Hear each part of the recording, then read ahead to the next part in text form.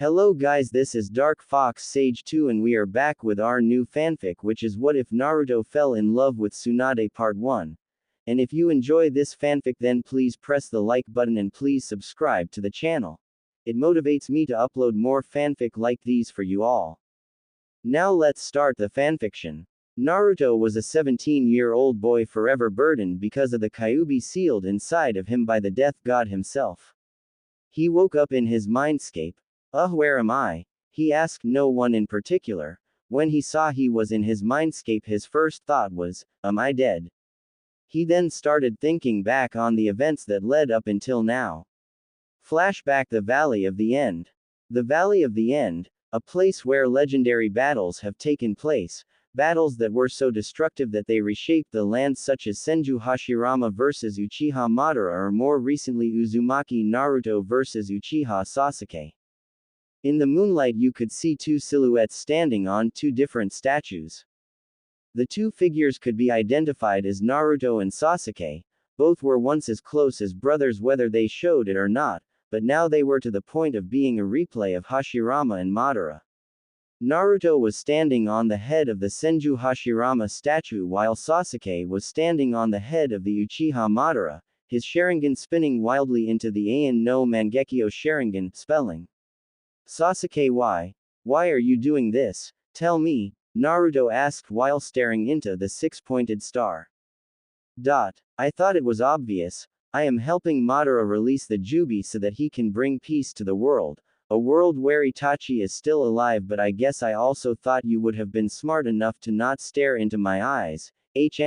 Looks like I was wrong about that too, Dobi, said Sasuke with a cold smirk. Tsukuyomi, he thought as the sky turned cloudy and the moon became red.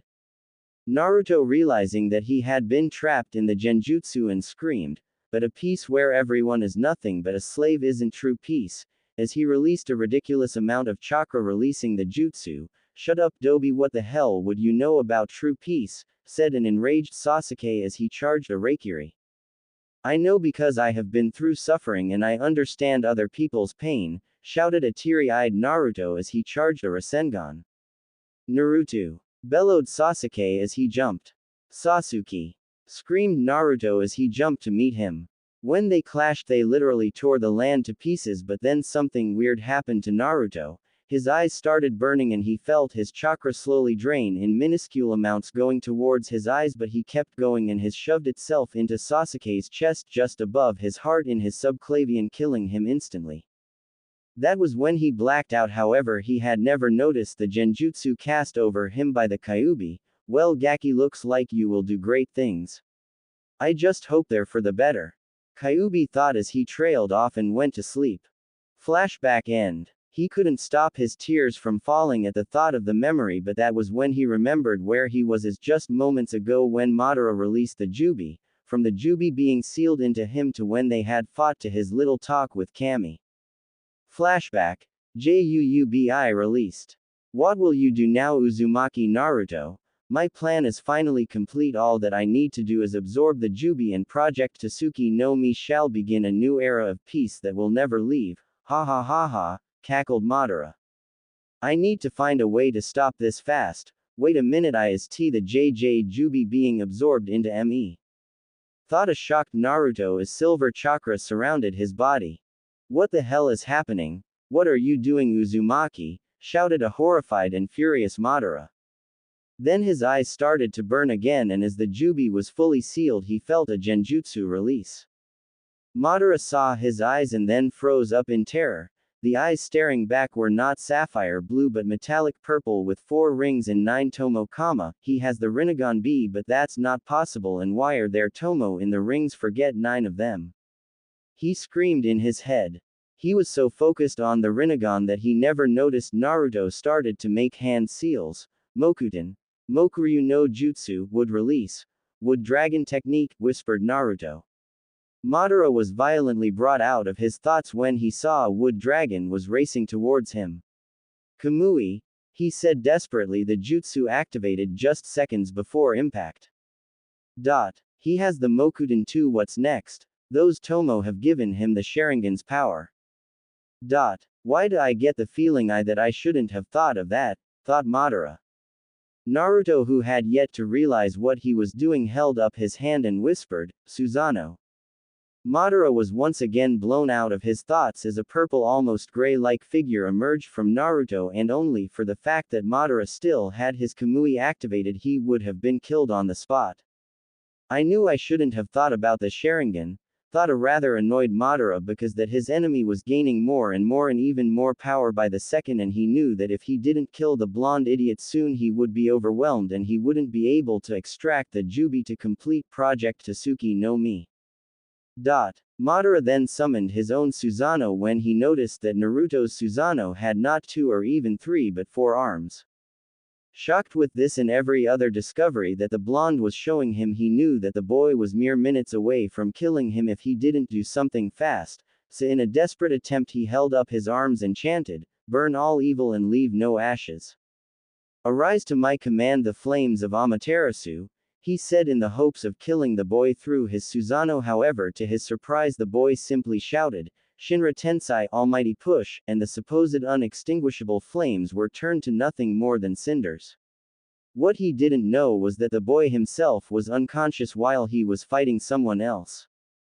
Naruto's mindscape. Naruto woke up in his mindscape. He was confused. How did I end up in my mindscape? Was his primary thought, and then he could hear something, a small voice in his head calling him to it, or as it sounded her. He then started thinking about his battle with Madara.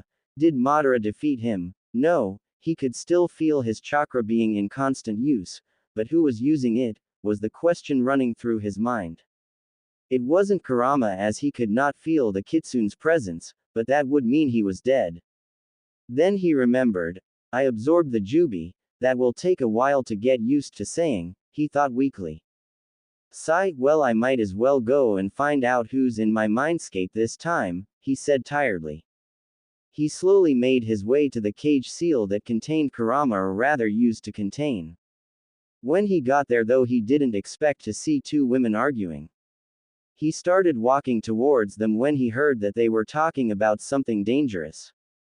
Quote, "Know how dangerous that can be," said the woman within the cage.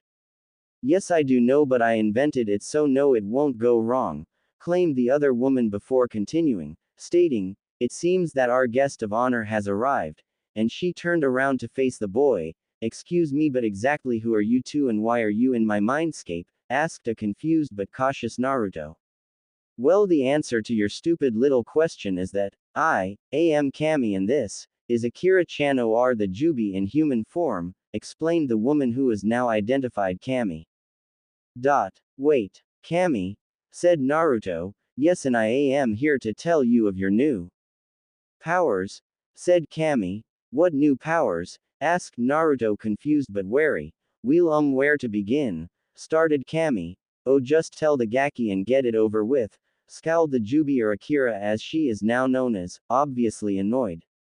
"Well, when you absorbed Akira here you gained the Jubigan, or better known as the Mangekyo Rinnegan, which can do everything that the Rinnegan and Mangekyo Sharingan can do, but you won't go blind, and you also gained the ability to use all sub-elements including Mokudan, Shoton, Maiden and Jinten, and I have given you the ability to create Kekkei Genkei and give them to other people," stated Kami, slowing down near the end to let everything sink in. He will only be able to give ones like the 4 I mentioned, not like the dust release.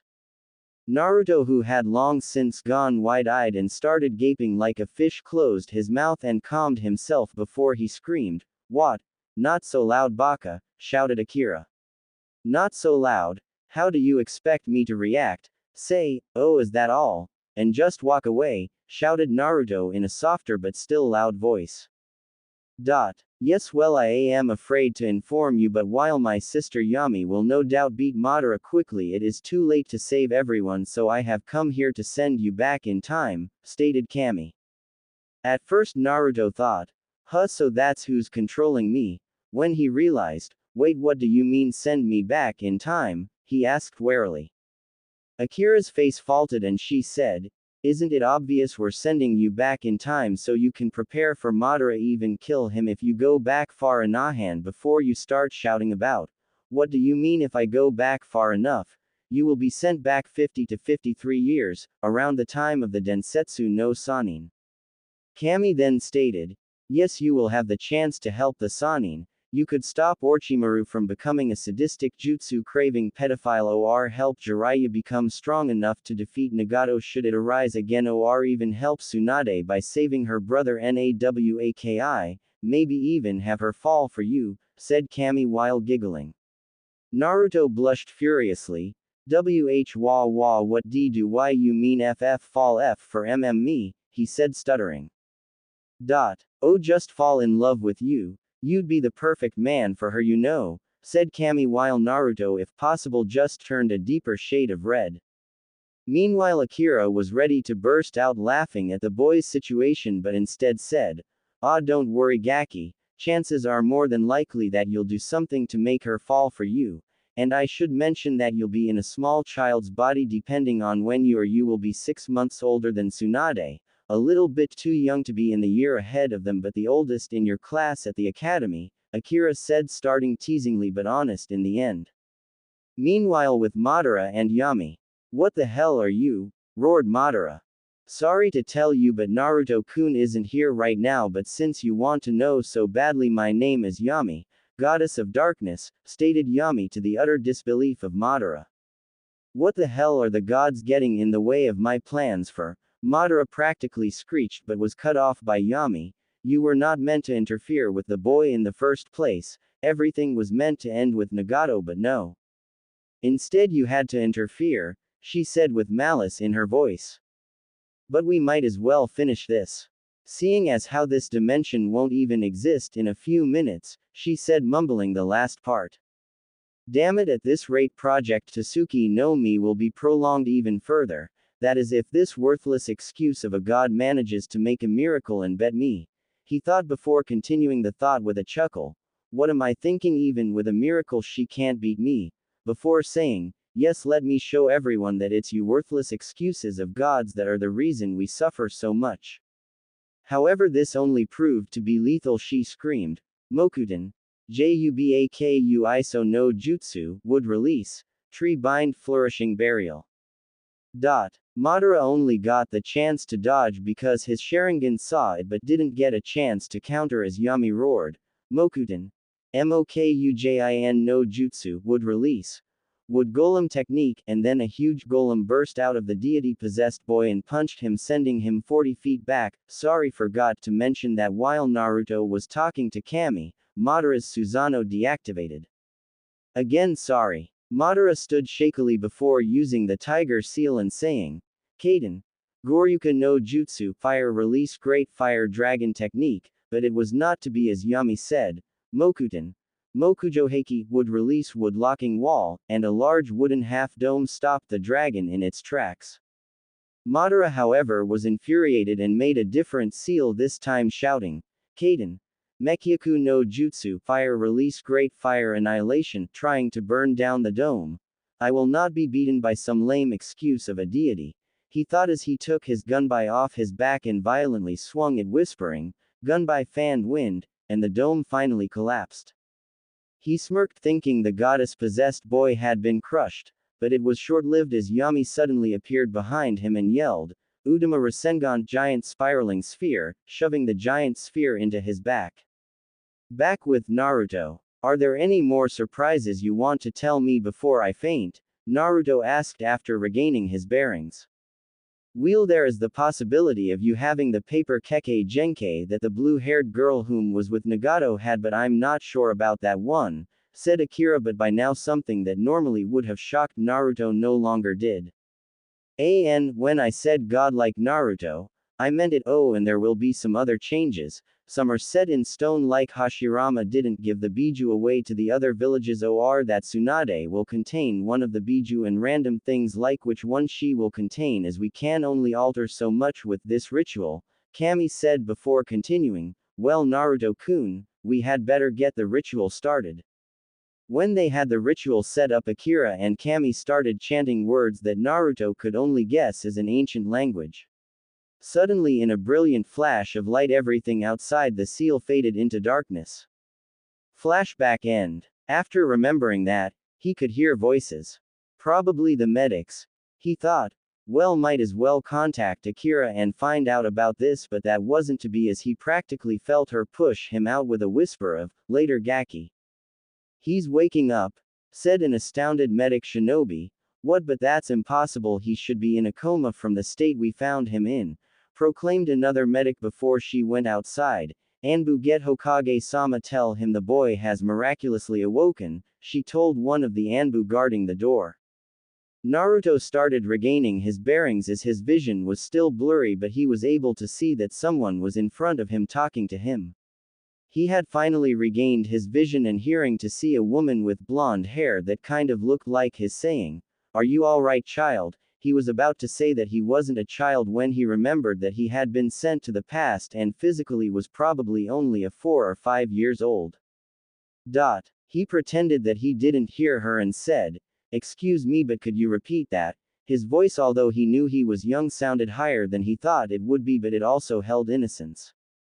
So the woman repeated, "I said, are you alright, child?" "Yeah, but where am I?" asked Naruto. Seeing that he was able to see and hear her properly, she smiled and replied, "You're in Konohagakure's hospital, the emergency room to be exact, as you should be in a coma. My name is Tsukiko, Nakamura Tsukiko. What's yours?" she asked, but Naruto just said, "I would rather wait until Hokage-sama gets here." With Hashirama. Hashirama was at his desk doing paperwork, the one thing he could never beat. Although both he and his brother are in power as Hokages of Konoha, he was the one who had to sign the paperwork, much to his displeasure. Thankfully, one of his Anbu came in to distract him from the ever-present Bane. He looked at the Anbu and simply said, "Report," to which the Anbu replied, "Hokage-sama, the boy who was supposed to be in a coma has miraculously woken up." The utter disbelief on Hashirama's face told that he was thinking, how can this boy, who when we found him was bruised, battered and in a comatose state, suddenly just wake up? "Very well, go back to your position, I'll be there in a second," he replied, and with that the Anbu left. Hashirama knew that this boy was different when he found him, but this just blew him away. "Well, child, what's your story?" he thought, and with that left for the hospital. Back with Naruto. Naruto and Tsukiko were waiting for Hashirama to arrive when they heard a knock on the door. It opened to show the Shodai Hokage. Naruto, although had a straight face on the inside he was awestruck. Here was a man who had been feared throughout the shinobi nations and the first man to be praised as the Kami no Shinobi since the Raikudo Sennin. Naruto was brought out of his thoughts when Hashirama spoke up. "You gave us quite the scare, little one. Tell me, who are you and why were you so beaten up?" he asked, only for Naruto to reply, "I'm afraid you'll have to get a Yamanaka to confirm the story that I have for you, and you might want to get your brother to save doing this twice," which had shocked Hashirama greatly, but nevertheless he asked the Anbu to go get Tobarama and Isamu Yamanaka. When the two arrived, the four were able to begin. Hashirama forgot about Tsukiko. "Alright, now that everyone is here, Isamu, would you like to confirm this boy's story?" he said. Isamu was confused as to the reason he was called to interrogate a mere child, but said nothing. "My name is Naruto Uzumaki." And he then started to explain his story from the start of the Fourth Great Shinobi War right up to his fight with Madara, and when Isamu was asked to verify the claims they were true every time, it would have been too long to write, and the two brothers were positively shocked. This boy, who was apparently from the future and was really 17 years old, was telling the truth. Tsukiko, whom everyone had forgotten, had nearly fainted but managed to catch herself. However, she made some noise, and that was when Hashirama remembered that he had never dismissed.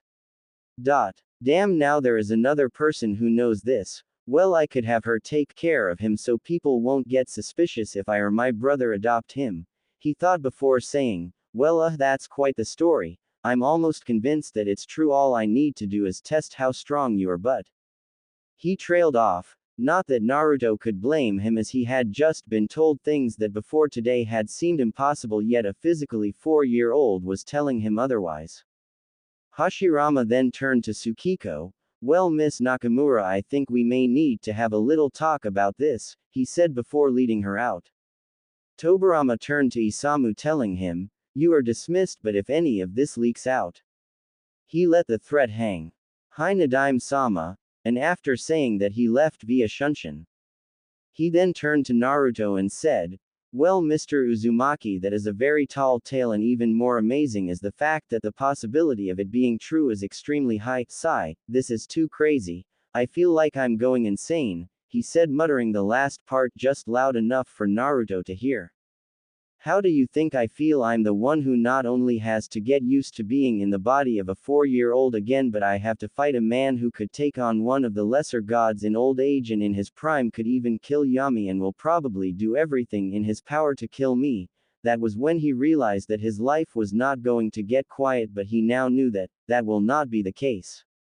Tobirama knew what he was thinking and he truly felt sorry for him, so he decided to change the topic. "Well, I'm sure little Tsunade will enjoy being around you from what you have told us about your talk with Kami," he said in a teasing tone while Naruto just blushed crimson. "Yes, well, if you don't mind, I'll be in my mindscape," he said, meditating before becoming unconscious. Tobirama then exited the room and went back to his clan's compound. With Hashirama, Hashirama led Tsukiko into his office, still thinking about this whole ordeal.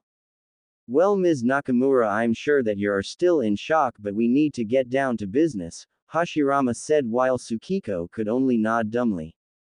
"I have brought you here to decide where Naruto will be staying, and I believe that him staying at your house will be beneficial, as you have already heard what he is capable of, and I trust that you shall not reveal anything that we have been told today," he said. "Hi Hokage-sama, but I do need Ryo to accommodate for the both of us, as I doubt that my wages alone will provide for us," she replied, understanding the situation the man was in.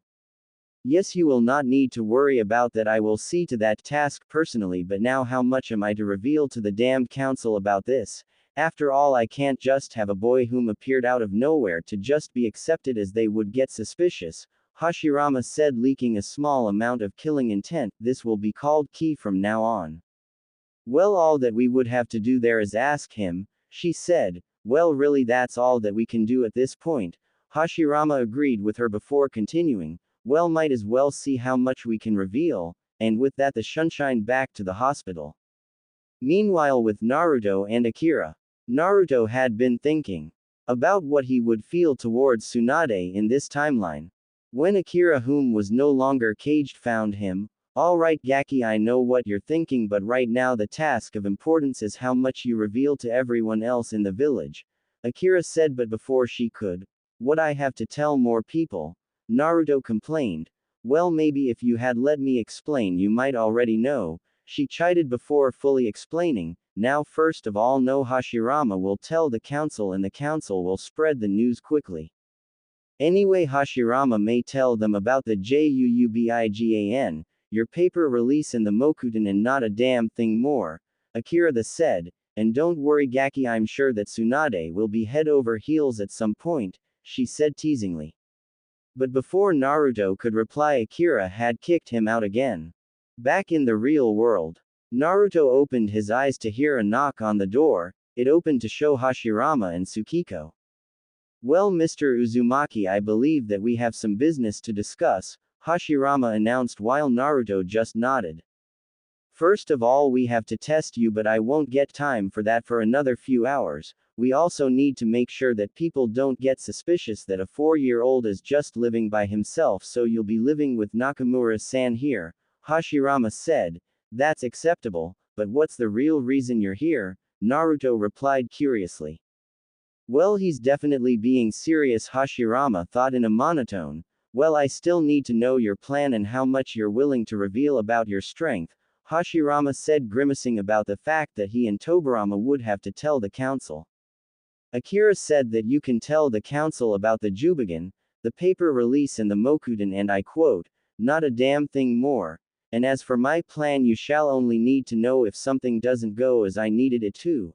Other than that, I've just been getting constant teasing about Tsunade," Naruto said with a small blush and a slight shiver going down his spine.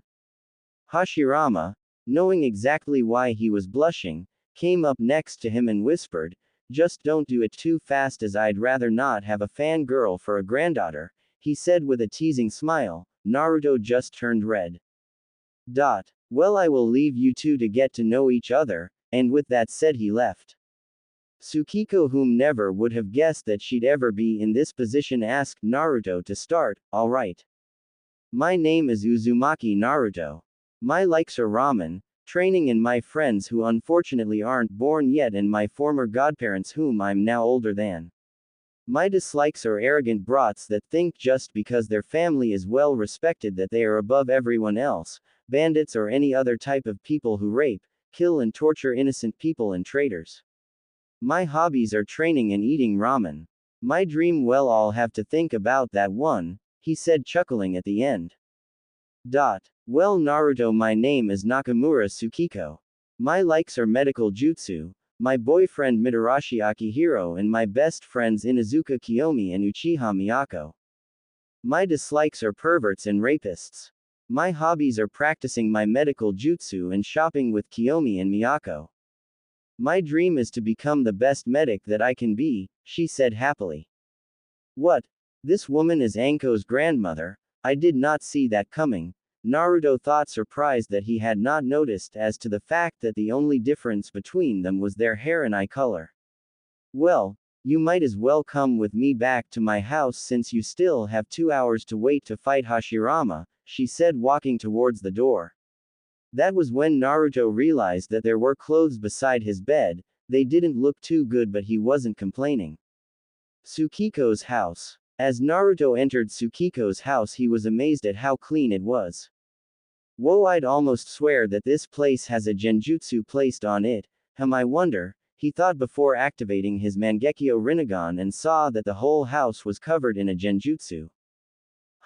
So I was right, the Mangekyo Rinnegan has helped my genjutsu detection, he thought, happy with the fact that he won't be affected by genjutsu that he can't see or sense. Tsukiko then led him to his new room. Well, Naruto, this will be where you sleep until you're 18. It's not much, but I suppose it'll have to do until I can renovate the place, she told him. The room looked like a guest room with an average double bed with plain white sheets, midnight blue paint in the walls, and a few pieces of furniture for storing clothes. Well, would like me to show you around the house? She asked, but Naruto just answered, no thank you, I'm sure I'll find my way around. With Hashirama, Tobirama, and the council. Hashirama rubbed his temples as he waited for the rest of the council, dreading the arguments that would follow his explanation of the boy whom he had found. His brother was just as annoyed but didn't show it openly. When the last few people had finally arrived, one woman asked, Shodai-sama, Nadime-sama, why have we been called to this council meeting?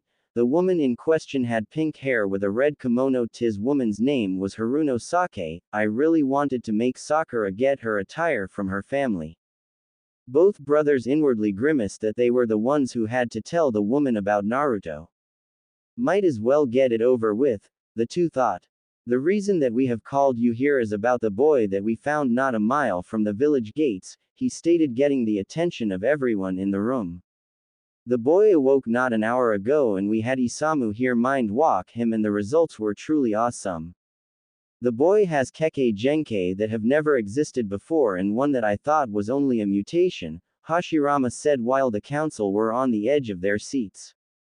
It appears that the boy has a Kekkei Genkai that controls paper, and from what Isamu has told me it has outstanding potential. Amazingly, he has attained the Mokuton and will be able to use it more efficiently than I ever have or will be.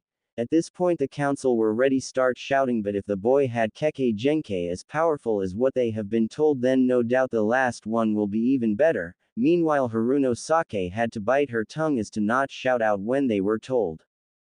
Hashirama then continued saying, however, the boy's last Kekkei Genkai almost had me faint, as it seems to be a cross between the Sharingan and the Rinnegan, the fabled eyes of the Raikudo Sennin. 3, 2, 1 foot. He thought before there was an outburst with people shouting for the boy to be put under the CRA, but the loudest person was Sake, who was almost screeching, Hokage-sama, I demand that this boy be put under the CRA with my daughter. The two brothers released their ki, making everyone freeze in fear before Tobirama said, you have no right to demand anything in your position, knowing that the boy wasn't going into a love-less marriage from what Isamu had told him. But this did not stop some people, as a few people were still saying things like, but Hokage-sama, these bloodlines would prove to be an intimidation factor against other villages, or, but Hokage-sama, this boy could produce a potent generation of shinobi, but this just made the two release more killing intent, making the last few people sit down. Now that everyone is seated and quiet, the reason is that the boy will have a choice. If he wants to do the CRA, so be it, but he should only marry girls that he loves. This council has gained too much power, and while I have ignored it, I am telling you now that the civilian side should not even be here, as Kekkei Genkai or shinobi business, and as of now the civilian council shall not attend meetings for shinobi only, and before you start screaming like 2-year-olds again, you are to leave. Anyone who decides otherwise will be executed on the spot, said Hashirama with malice in his voice. The civilian council, knowing better than to stay left in a hurry.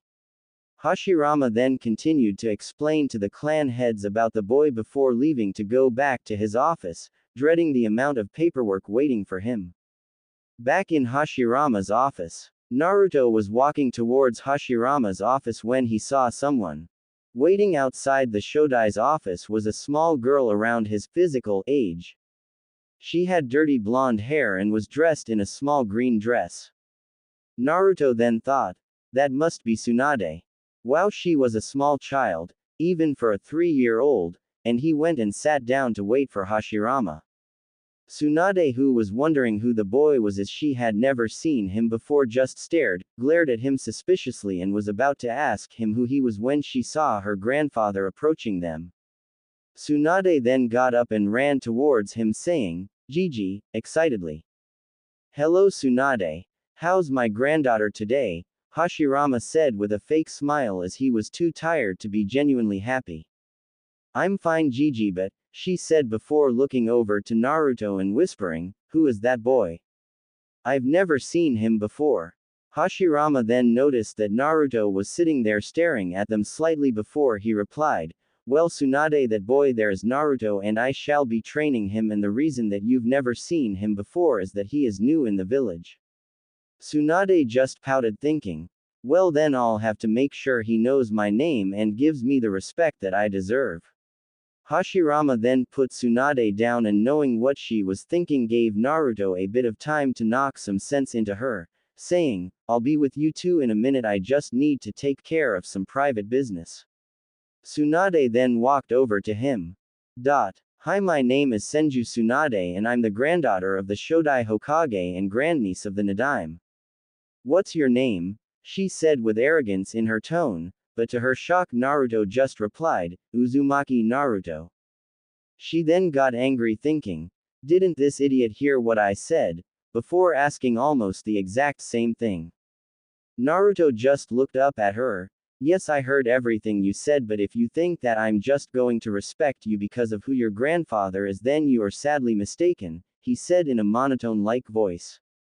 This just made Tsunade angrier when she replied, oh shut up peasant, you should be kissing the ground I walk on in respect, but she didn't get any further as Naruto just glared at her coldly. Respect is earned, not given, he said coldly before continuing, just because you're the granddaughter of the Shodai doesn't mean you'll last a day outside the village gates. He was hoping she would take the challenge just so he could prove it to her.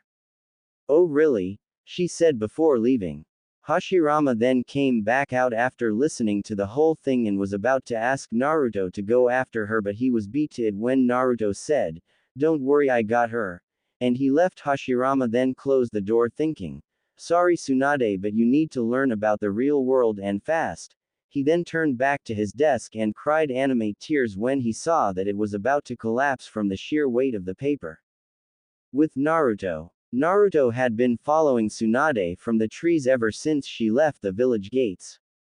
They had passed the Anbu patrol a little while ago, but Naruto was worried about her, as even though she was only 3 here, he could still see his Ba-chan in the girl.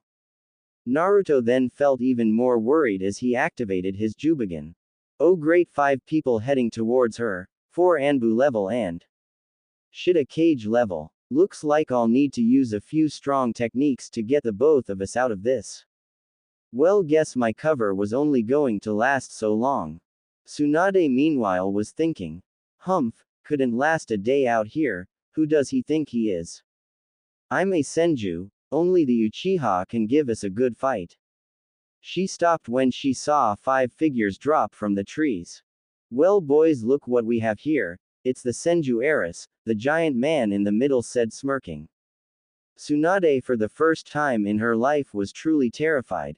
Maybe that boy was right, she thought as she saw the man throw a kunai at she closed her eyes and waited for the impact. When she didn't feel anything she opened her eyes and what she saw shocked her. That's the boy F from earlier. She couldn't believe it, the boy that she was yelling at earlier had just saved her life. Naruto then looked closely at the man when he realized, this is the Sandaime Raikage.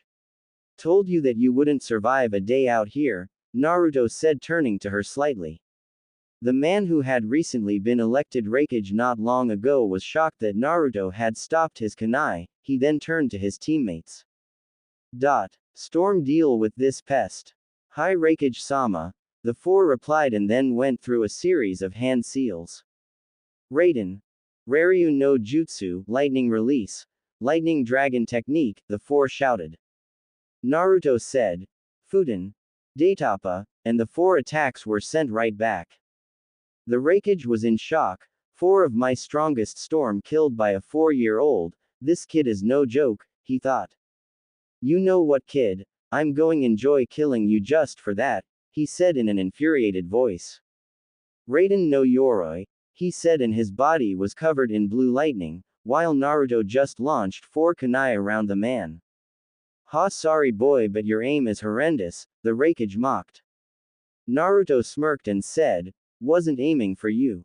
Gofu Kekai, and the Raikage saw the seals on it but was just able to get out.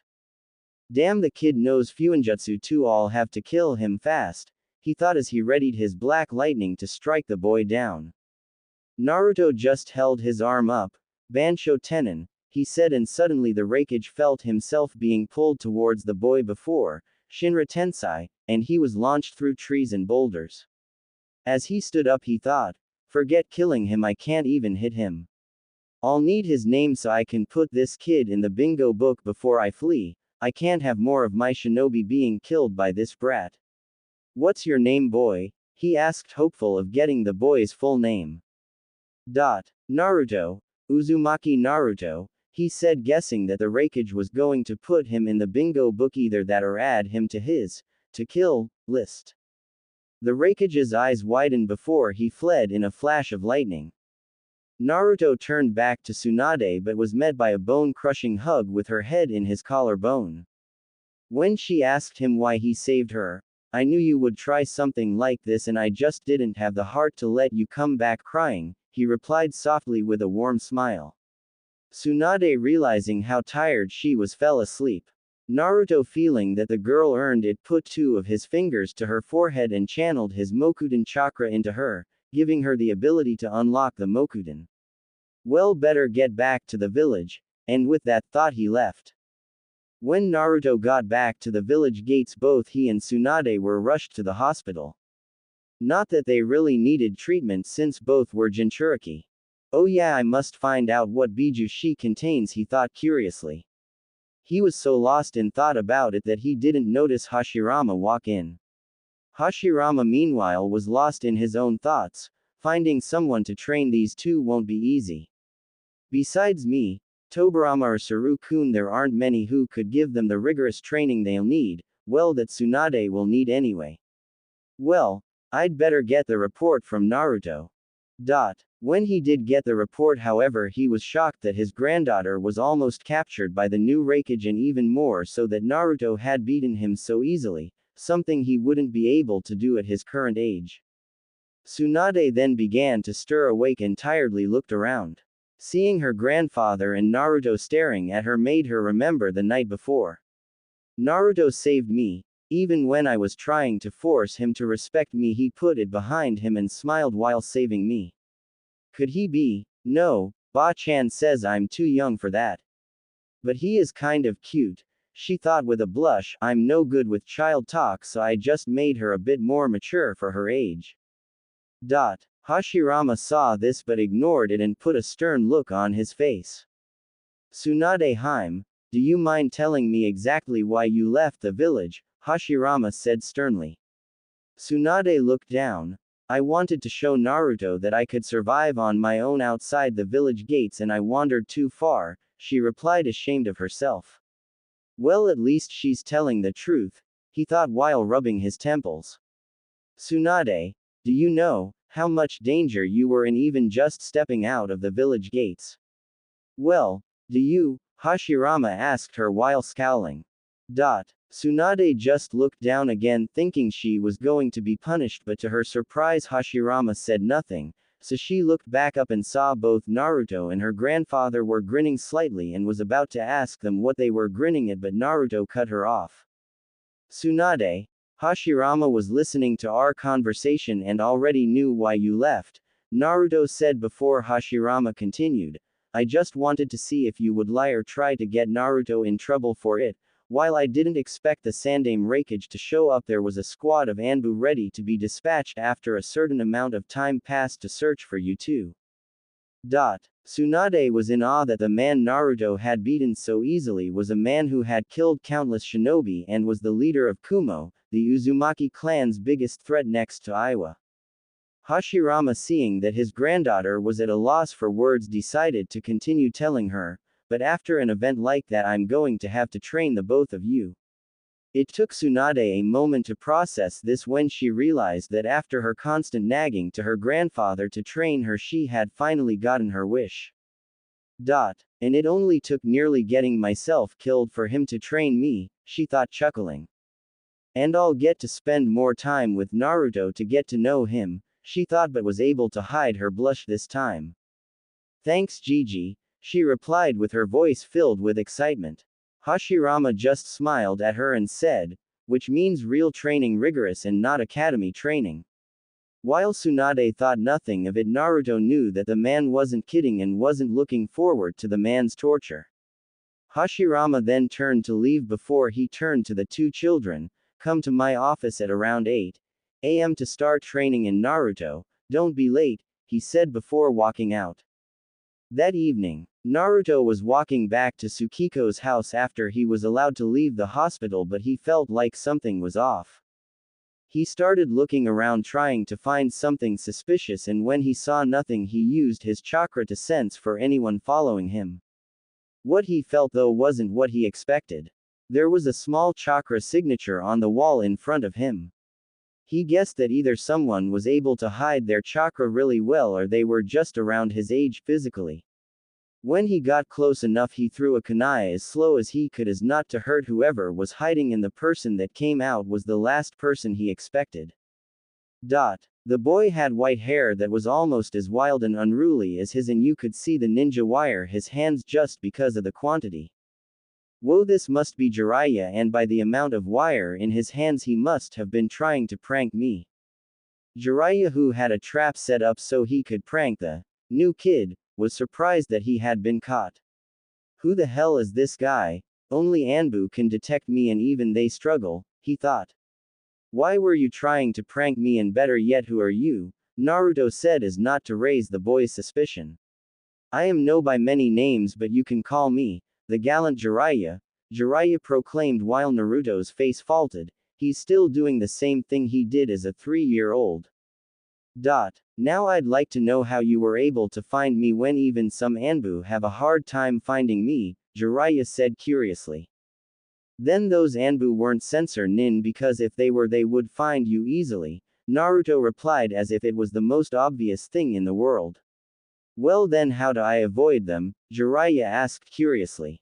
Go to the library and look for a book on chakra and look for the chapter for how to mask it, Naruto said, slightly annoyed that his godfather, or rather former godfather, asked so many stupid questions. Now if you don't mind, I need to get home, he said. Is the house really his? Tsukiko's house. Naruto entered Tsukiko's house only to hear someone moaning. He walked upstairs and saw that the door to Tsukiko's room was wide open and saw Tsukiko with a man with purple hair on top of her and kissing her passionately. Probably her boyfriend, he thought.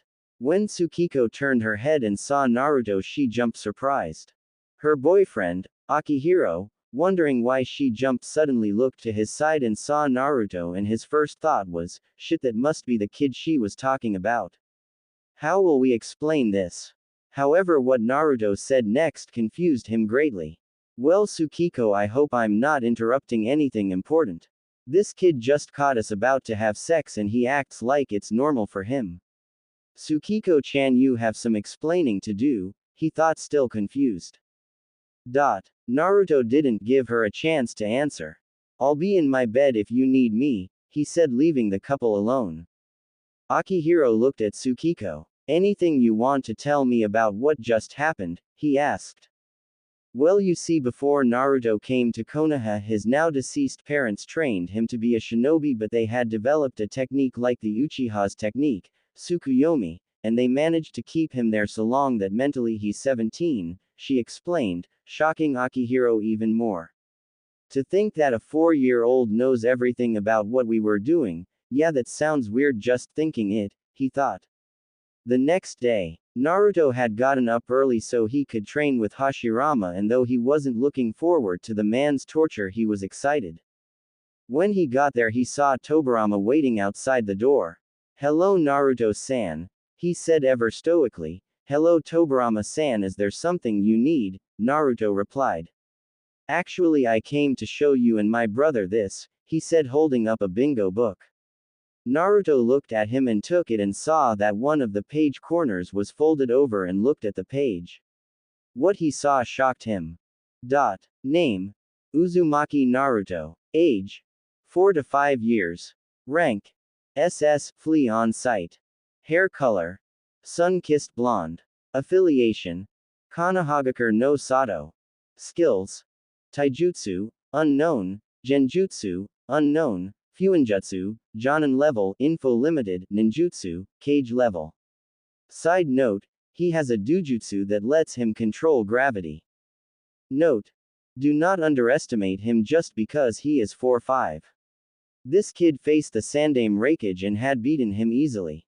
Dujutsu description: metallic purple with 4 rings and 3 tomo on the first 3 rings.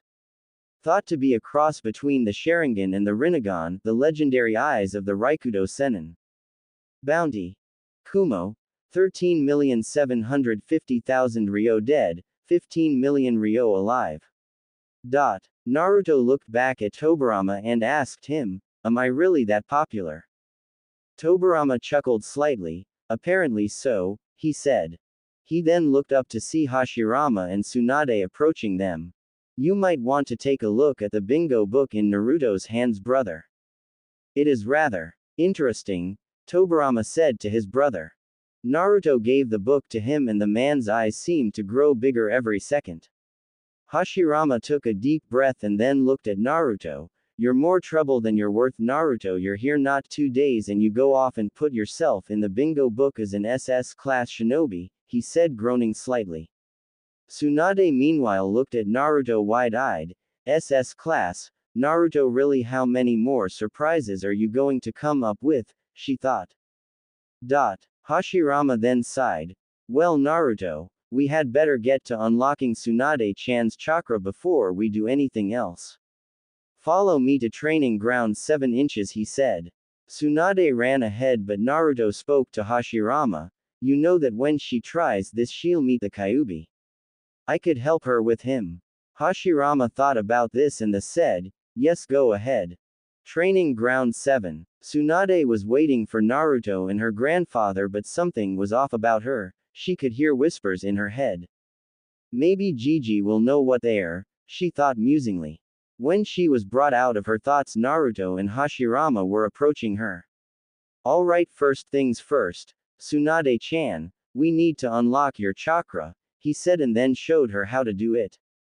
When she had difficulty the first time, Hashirama took this as an excuse for Naruto to enter her mind, which she reluctantly let him do. Naruto channeled Akira's chakra into her and both became unconscious. Tsunade's mindscape. Tsunade and Naruto opened their eyes, and while Naruto had already experienced this, Tsunade was ecstatic. Whoa, so this is what my mindscape looks like. This is awesome, she said when she looked at Naruto. He was taller and looked more mature.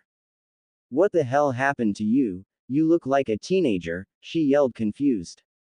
Our physical bodies have no real meaning in here, and since I'm mentally 17, this is what I'll look like in here for now till I age again, he said, explaining how the mindscape works.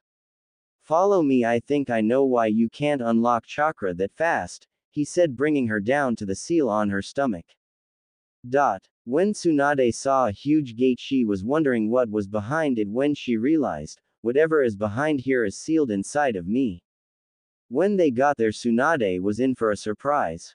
So my jailer has finally decided to pay me a visit. I'm flattered, said a deep growling voice. Hello, Kyuubi, Naruto said. When Tsunade heard this, she almost wanted to cry. The Kyuubi, but Gigi captured and sealed him away. Into me, she thought, coming to a realization. So there are still mortals not scared of me. I'll have to fix that, he said, and went to swipe at the two. Tsunade closed her eyes waiting for the impact, but when none came she opened them. What she saw was a giant red gate holding the Kyuubi's paw in place. Senpo. Mayayinman, Naruto said with a slight smirk. Kyuubi was infuriated. How can this boy use the technique without an handseals, he thought. Naruto then quickly asked Akira. Hey Akira-chan, can you come out here? To which she answered, sure Naruto-kun. Now Kurama, that wasn't a very nice thing to do, a woman's voice rang through everyone's ears. No, it can't be her. She's meant to be sealed in the moon, Kurama thought desperately. Tsunade turned to see a woman about Naruto's height with silver hair and a slim body. Wow, who the hell is this and how did she even get in here? Naruto turned to the woman and said, hello Akira-chan, it's nice to see you again. You can't be the Juubi. She was sealed in the moon centuries ago, Kyuubi roared. Jubi, but I thought they only went up to Kyuubi. Is she sealed inside me or Naruto? Tsunade wondered curiously. Akira just smirked and turned into a giant 10-tailed wolf. Does this take away your doubts? She said before turning back into her human form. Since you're so curious, Kami-chan had me sealed into Naruto-kun here, Akira explained. Now be a good boy and stop messing with this girl's chakra, she said, smiling too sweetly for even Naruto's liking. Kyuubi just grumbled and went to sleep. Well Naruto-kun, my job is done here. Good night, she said before vanishing.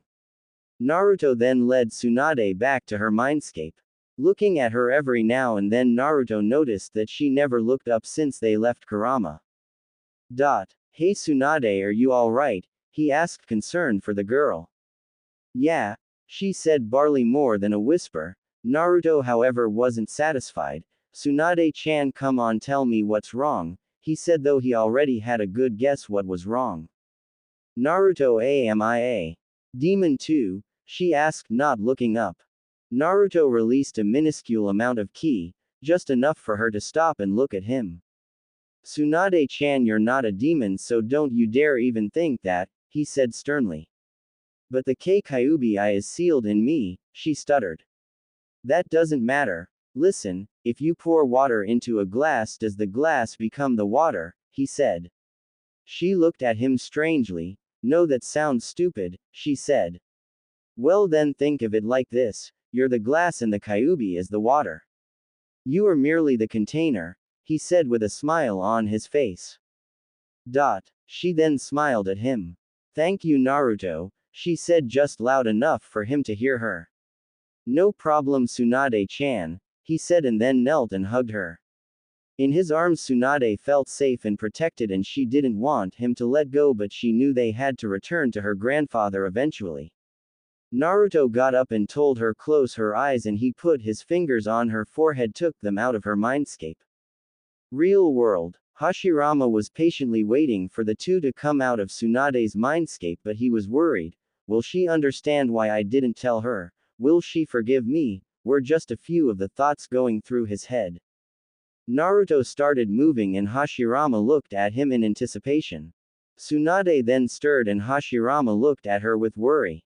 His worries vanished when Tsunade smiled at him. She understands, he thought happily. Well Naruto, how was it? He asked. Naruto told him everything and Hashirama was deeply shocked about the story. I seem to be shocked a lot lately, he thought tiredly. Well, Tsunade-chan, why don't you try again, he said. She nodded and then tried to unlock her chakra again, only this time she felt a warm feeling in course her body. I done it, she exclaimed happily. Well then let's get started, Hashirama said smiling. Naruto woke up, his muscles still sore from training with the Shodai Hokage Hashirama. Even after 2 months I'm still not used to this body, he thought annoyed. Still, this training is tougher than training on Island Turtle, so to be able to do this in such an unfamiliar body is impressive, he thought. Naruto had learned a lot in the past 2 months. He had also gotten to know Tsunade better, and much to his surprise she was already trying to become a medic and had even asked Tsukiko if she could help her with it. In these 2 months Jiraiya had already tried to prank him 53 times and he was growing annoyed with the boy's determination. Now I know how the village felt with all the pranks I used to do, he thought, rubbing his temples as he got dressed. I had better get to training ground 7 before Tsunade eats my head off about being late again, he said, remembering when he was late in the first week. She still hasn't stopped berating me, I don't know what she's so worked up about, I mean I was only 5 minutes late, he thought. After that incident he just put a Hiraishin Kunai there so he'll never have to deal with being late again. He then Hiraishined to training ground 7. Training ground 7. Tsunade was sitting next to the fence at training ground 7 waiting for Naruto and her grandfather, thinking about the past 2 months of training with her grandfather and her crush on Naruto. I've talked to Ba-chan about, but all she tells me is that I'll know when I'm older, but I can't wait that long. This is driving me crazy. She was so lost in thought that she didn't notice Naruto appear in a flash of yellow light. Naruto, seeing that she was lost in thought, decided to scare her out of it. He proceeded to creep up behind her and put both his hands on her shoulders. Tsunade jumped with a yelp before turning around to see Naruto laughing on at her. You should have heard yourself, he managed to say in between his laughs. He was then silenced by a huge hammer-like fist hitting his skull. Hey, that hurt, Tsunade-chan, I was just keeping you alert, he said, rubbing his head. Tsunade just glared at him and turned her head. What? Giving me the silent treatment now? Naruto asked. Tsunade didn't answer. Naruto then ducked a punch from behind thanks to a kind of sixth sense from fighting in a war and jumped out of the way. The Tsunade that was in front of him disappeared in a puff of smoke. She used a shadow clone to try and hit me twice. Not bad, Tsunade, he thought, impressed with the way she had used her shadow clone. Then when the other Tsunade went up in smoke his eyes widened and he looked up to see her falling towards him, fist poised to strike. At the last moment he used Kawarimi to switch with a log. Tsunade was about to attack him again when she heard someone chuckling. She looked to her right to see her grandfather standing next to the fence. Well, you two seem very eager to start training today, you even start before I arrive, he said in an amused tone. He started it, Tsunade said, pouting. Hashirama just laughed at his granddaughter's antics. Alright, that's enough trying to kill Naruto for today, he said, but still knowing that eventually, Naruto would get another few bonks on the head. Now first of all it's time to increase your weights again, he said. But they're already at 50 pounds, Tsunade complained. Oh, so you like me to not just raise them but double them, Hashirama said with a sickly sweet smile. Nope, I'm good with raising them a small bit, Tsunade said, sweating slightly at the thought of trying to even stand with 100 pounds on each of her limbs. Hashirama just smiled at her, and while Tsunade thought nothing of it, but Naruto knew better. He's up to something, and if that smile says anything it promises torture, he thought, eyeing Hashirama. Tsunade-chan, I don't remember saying I'd increase the weight by a small bit, he said, grinning madly. Yep, there's the torture. Well, for her anyway, Naruto thought, feeling sorry for the girl. Tsunade looked up at her grandfather nervously. What do YYUM mean? She asked frightfully. Hashirama smiled again. Oh, nothing in particular. Just that while you won't be wearing 100 pounds, you will be wearing 90 pounds, he said innocently. It took Tsunade a moment to process this, but when she did, she turned a sickly white. Wow. She's even paler than Orochimaru, Naruto thought, slightly amused. Now then, who want to go first? Hashirama said. Naruto stepped forward. Might as well get it over with, he said stoically. When Hashirama added the 40 pounds, he almost dropped at the sudden increase of weight but regained his balance and adjusted to the pressure. Damn this body, I'm still not used to it, Naruto thought, annoyed. When Tsunade saw that he only nearly fell, she thought, maybe it's not as heavy as I thought. When Hashirama added 40 pounds to her weights, however, she fell to her knees almost instantly. Looks like I stand corrected. Damn, how the hell can Naruto stand up with this weight, she thought while lightly panting. Now that that's done, how about a little spar, Hashirama said. Tsunade looked at him like he was crazy while Naruto smirked weakly and nodded. Great. I'll give you 5 minutes to adjust and then we'll fight, he said. Tsunade tried standing up, but her legs weren't strong enough and she fell forward again. Naruto was trying to get used to walking around with his extra weight, gradually walking faster.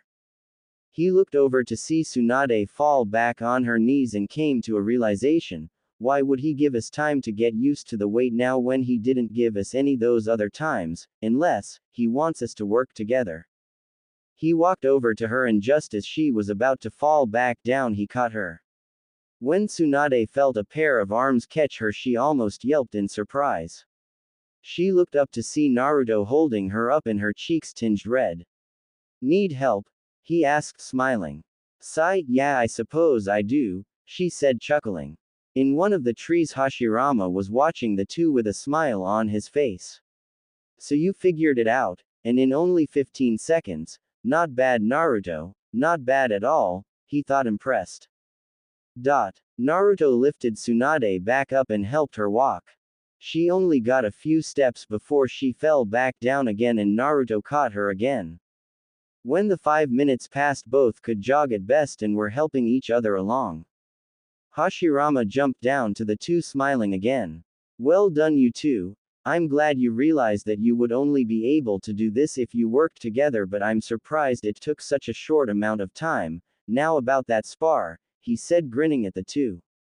This spar shall be in taijutsu only, so no Kekkei Genkai, Naruto, he said.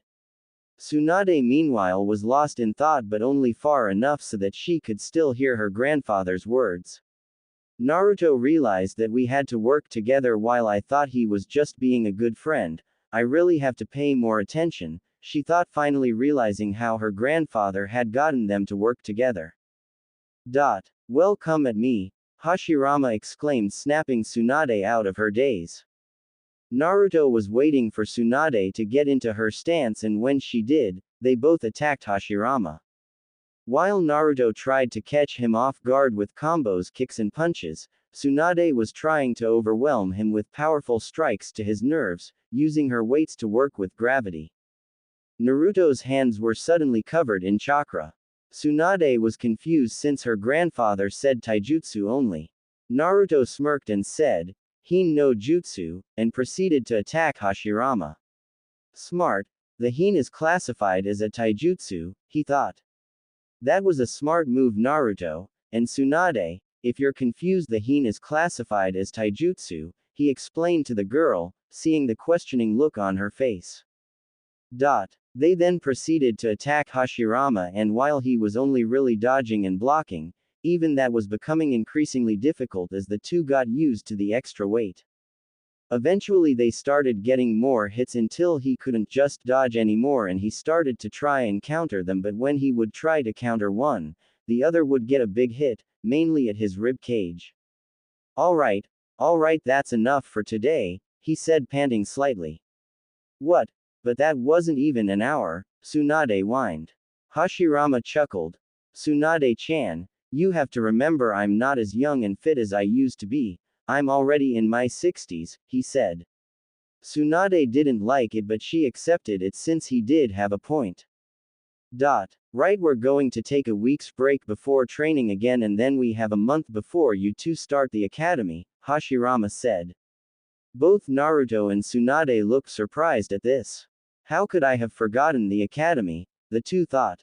Well, Tsunade-chan, you can go to Naruto's house for a while since I have some business to attend to, he said and then shunshined away. Tsunade then started walking away but Naruto grabbed her arm and harasshined to Tsukiko's house. Tsukiko's house. Naruto and Tsunade appeared in a flash of light inside Naruto's bedroom. Tsunade at first wanted to scream at him but she suddenly got really dizzy and nearly fell but Naruto had caught her.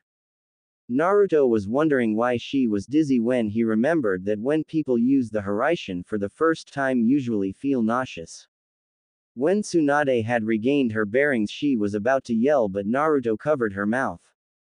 Sorry, that was my fault but I wanted to test something, he said with a nervous smile. Tsunade looked at him confused. What do you mean you wanted to test something, she said. Naruto sat her down on his bed and went over to the windowsill and brought back a pot with a seed in it. Tsunade was now extremely confused. Why is he showing me this, she thought. Now, Tsunade, I want you to close your eyes and channel chakra into this, Naruto explained. Tsunade was still confused as to what he was trying to accomplish but closed her eyes and channeled her chakra into the seed. She suddenly jumped back when she felt something move. At first she thought it might have been a worm in the soil but then she saw the seed. It's growing, she thought wide-eyed. Naruto smiled. So, she has already unlocked it, not too bad Tsunade-chan, Naruto thought blushing slightly that he called her that in his mind. He then looked at Tsunade and smiled. Well, Tsunade-chan, it looks like you've unlocked the Mokuden, he said. Tsunade smiled and started cheering saying things such as, I can't wait to tell Gigi, and, now people will see me as more than just the granddaughter of the Shodai Hokage. Naruto smiled at her. Great, now she sounds like Konohamaru, he thought. Naruto was currently sparring with Tsunade, who even after 4 weeks was still excited about unlocking the Mokuden. At least she isn't being arrogant about it, Naruto thought as he ducked a punch. Since unlocking the Mokuden, Tsunade had been training harder and more frequently than usual and when Naruto asked her about it she would just say, to prove myself. Naruto just needed to find out who she wanted to prove herself to. Although Hashirama hadn't trained her to use Mokuden that much, the girl was eager to learn and even to the library in the Senju compound to find it. She came out disappointed because since Hashirama was the only one to obtain it, her clan felt no real reason to write down how to perform them. When Naruto told her more about his Dujutsu and that he would be able to use the Mokuden and all other elemental Kekkei Genkei including the paper release and yin-yang release, well, she was amazed at first, but she was even giddier when she realized that Naruto would be able to train with her. The two of them had been fighting for the past 2 hours and while Tsunade was starting to pant, Naruto, being used to outrunning shinobi at this age, was still going strong and although he was in a 4-year-old's body, he could still dodge and block extremely fast thanks to the swift release, something that Tsunade was getting frustrated about. Tsunade threw in a bad punch which Naruto caught and flipped her onto the ground. Do you yield? He said smirking jokingly. Yeah, I yield, she grumbled. Naruto helped her up again still smiling. Still getting too frustrated Tsunade-chan, he said waving his finger at her. It's hard not to get frustrated when I can't even hit you, she complained. Yeah, but I've been trained in my mindscape as well, he pointed out. Tsunade just crossed her arms and grumbled something like, why can't I do that? Naruto just laughed at her. Come on Tsunade-chan, we'll be starting the academy in a week, he said trying to raise her spirits. Normally she would have been excited but now she just said, but you're going to be the only one who I can't beat. Now Tsunade-chan, you shouldn't underestimate anyone. After all, how do you think the Raikage feels? He said chuckling. This made Tsunade laugh. Yeah, I suppose, imagine how he must feel. The third Raikage, beaten by a child not even in the academy, she said. They both laughed at this. Well, I better get back to my clan's compound. Ba-chan wanted to talk to me about something. See you tomorrow, Naruto, she said as she left. Naruto started walking back to his house. He considered Tsukiko like a sister and he really enjoyed the medic's company. Though she could be a little quieter, he thought. Lately Tsukiko had been rushing out of her bed and had been making a lot of noise and had been throwing up a lot. She just passed it off as food poisoning, but Naruto could see she thought something else was up. Tsukiko's house. Naruto entered the house too and went upstairs to find Tsukiko. He heard more throwing up. She must only be out of bed, he mused. Naruto knocked on the door. Hey Tsukiko, are you alright in there? He asked. Never better, Naruto, she replied before throwing up again. Naruto opened the door and saw her holding something in her hand. His eyes widened when he realized what it was. Tsukiko lifted her head to look at him and she smiled. In fact, I'm pregnant, she said happily before throwing up again. Naruto smiled. You're pregnant? That's great, Tsukiko-chan, he said excitedly. Well, I might be here for a while. I think there's some instant ramen in the cupboard, she said. Thanks, he replied. Wow, Tsukiko-chan is pregnant. This is definitely a surprise, he thought as he made his way downstairs.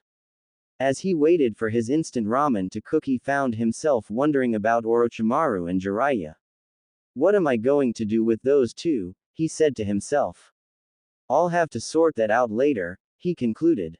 1 week later. With Tsunade. Tsunade woke up to her alarm clock ringing. At first she was wondering why she had set it so early when she remembered. I'm starting the academy with Naruto today, she thought excitedly. She practically jumped out of her bed and ran into the bathroom to get ready. She ran into the kitchen where her mother, Senju Moriko, was making her breakfast. Morning, Tsunade-chan, you're up early, Moriko said. Yeah, Ka-chan, I'm finally going to the academy with Naruto-kun, I can't wait, she said, only realizing what she said too late. So it's Naruto-kun now as Tsunade-chan, her mother said teasingly. Tsunade blushed furiously. Ka-chan, stop it, she stuttered. Okay, I'll stop, Moriko said, smiling at her daughter. She already has a crush on that boy. My little Haim is growing up faster than I can keep track of, she thought sadly, like any mother would. Well, Tsunade, here's your lunch. Well, since you're ready, do you want to go? Moriko asked her daughter as she handed her a bag. Tsunade grabbed her bag and nodded. Well then, let's go, Moriko said, leading her daughter to the academy. With Naruto. Naruto woke up to his own alarm clock, only he grabbed it and threw it across the room. More years in the torture they call the academy, only this time I'll be bored because I know everything they teach there. Just great, Naruto thought as he got dressed. He was heading downstairs when he smelled Tsukiko's cooking. She's almost as good as old man Ichiraku, Naruto thought as he entered the kitchen. Tsukiko turned around with a plate of bacon, eggs and fried bread. Oh hi Naruto, I was just about to call you, she said as she put the plate on the table. Thanks Tsukiko-chan, this looks delicious, Naruto said. Well Naruto, I can say I feel sorry for you having to go back to the academy, Tsukiko said, chuckling as Naruto started shoving food down his throat. Don't remind me, sigh, at least I remembered to pack lunch last night, Naruto said, remembering the times he would go to the academy without lunch and his stomach grumbled. Tsukiko laughed. Oh come on, it was hardly that bad, she said. Tell that to a guy who eats 20 bowls of ramen a day when he gets the chance, Naruto replied. Tsukiko just laughed again. Come on, you don't want to keep Tsunade waiting like at the training ground, she said. Naruto groaned. No one is gonna let me live that down, he complained as he got a plain black bag and put it over his shoulders and left with Tsukiko. The academy. Tsunade was waiting outside of the academy for Naruto. He better not be late, she thought, starting to think of ways to torture him if he was late. Hey Tsunade-chan, she heard a voice call. Oh well, maybe next time, she thought, chuckling as she saw Naruto and Tsukiko walking towards her. Is this early enough for you? Naruto asked Tsunade mockingly. Sigh, I suppose, she answered. Naruto and Tsukiko just chuckled. Well then, you two, Hokage-sama will be collecting you for training, so see you at 6. Naruto, Tsukiko said, leaving. See ya, Tsukiko-chan, Naruto said with a fake smile while he frowned on the inside. Naruto was about to turn around, but Tsunade grabbed his arm and brought him to the courtyard behind the school where all the other kids were. Tsunade was looking around like any other child would, gleefully. She pulled Naruto again and brought him over to the swing set. You're very excited anyway, Naruto said, chuckling. Of course I am, we're starting the academy, she said happily while swinging. Naruto chuckled. She seems to forget that I'm only in the body of a 4-year-old, he thought. 10 minutes later they heard a bell ringing and proceeded to walk towards the academy doors. All returning students follow your teachers, the rest of you guys follow me, said one of the teachers. They were led to a classroom by the man, and Tsunade was as giddy as a child meanwhile was focusing on the teacher. I've seen someone like him before in my time, but where? He thought curiously. He was suddenly, and literally, pulled out of his thoughts as they had reached the classroom and were told to take a seat, and Tsunade had grabbed his arm and dragged him to one in the front row. Why the front row? Naruto complained. Because I'm actually going to listen to the teacher, Tsunade said, taking an edge seat, putting Naruto in the middle. Welcome class. First of all, this is the classroom that you are going to learn in for the next 5 years. The seats you are sitting in you will remain in for the rest of the current year, so you will get to sit with other people, the man said. Now my name is Yumino Daichi and I'll be your teacher for the next 5 years, the man now known as Daichi said. He's Iruka-sensei's grandfather. How many more surprises am in for? Naruto thought. Now, how about we get to know each other's names? We'll start with the oldest, so that would be you, Daichi said, pointing towards Naruto. My name is Uzumaki Naruto, he said. I thought Uzumaki normally had red hair, Daichi asked, confused. My father wasn't an Uzumaki, but he had the stronger genes, Naruto explained. Daichi seemed to accept this and continued to the next student. Now what's your name? He said, looking at a very pale kid beside Naruto. Orochimaru, the boy said. Naruto stiffened when he heard the name. He just had to sit beside me, he thought. Daichi continued to get the names of the rest of the students. It seems we're missing someone, and just as he said that, someone came crashing through the window. It's the gallant Jiraiya, Jiraiya said, didn't want to make him too much like his older self. You're late and for breaking the window, you can see me in detention, Jiraiya, Daichi said, causing the whole class, except Orochimaru, Naruto and Tsunade, to laugh. Ah, come on sensei, Jiraiya complained. Just take a seat, Jiraiya, Daichi said, annoyed. Alright class, quieten down, he said. When they didn't quieten down, a vein bulged in his head. I said be quiet, he shouted. Everyone went quiet and stared at the teacher nervously, except Orochimaru, Naruto and Tsunade, again. He then once again proceeded to get his students' names, and when Tsunade's turn came and she called her name out, everyone broke into whispers. Now that I've got your names, let's head out to the training ground to rank you guys, he said. Academy training ground. Alright class, this is my assistant, Takahashi Katsumi, and she will be sparring with you so we can evaluate your skill, Daichi said, introducing the girl. First up, Akamichi Cho, he said, and continued through a long line of children till only Orochimaru, Jiraiya, Naruto and Tsunade were left. No, it didn't go in alphabetical order. Jiraiya was first up. Ready, Hajime, Daichi said, and Jiraiya sloppily charged Katsumi and started throwing wild punches and kicks. Katsumi quickly put him on the ground, kunai at his throat. Dobi, Orochimaru whispered just loud enough for Naruto to hear him. Jiraiya got up and started walking towards the stand, but he heard Naruto talk. You deceptive idiot. Naruto grumbled, smirking, and Jiraiya inwardly frowned. I can't even hide my true strength from him, he thought, annoyed. Orochimaru, Daichi said, and the boy got up, his face, ever stoic. Ready, Hajime, Daichi said again, and Orochimaru fell into the standard academy stance and attacked. His punches were quick but not well timed, and just like the rest of the students, it didn't take long to put him on the ground, it just took a few seconds longer. He looked rather disappointed but accepted it, as from what he heard about her, the girl was a special jonin in taijutsu. Senju Tsunade, Daichi called out. Don't beat her too bad, I still have to have a go, Naruto whispered to her. Fine, Tsunade whispered, disappointed. Ready, Hajime, Daichi said, and Tsunade dropped into her grandfather's Senju stance that she had learned from him. She then attacked Katsumi with powerful punches that the woman couldn't dodge, but when blocked would weaken her arms.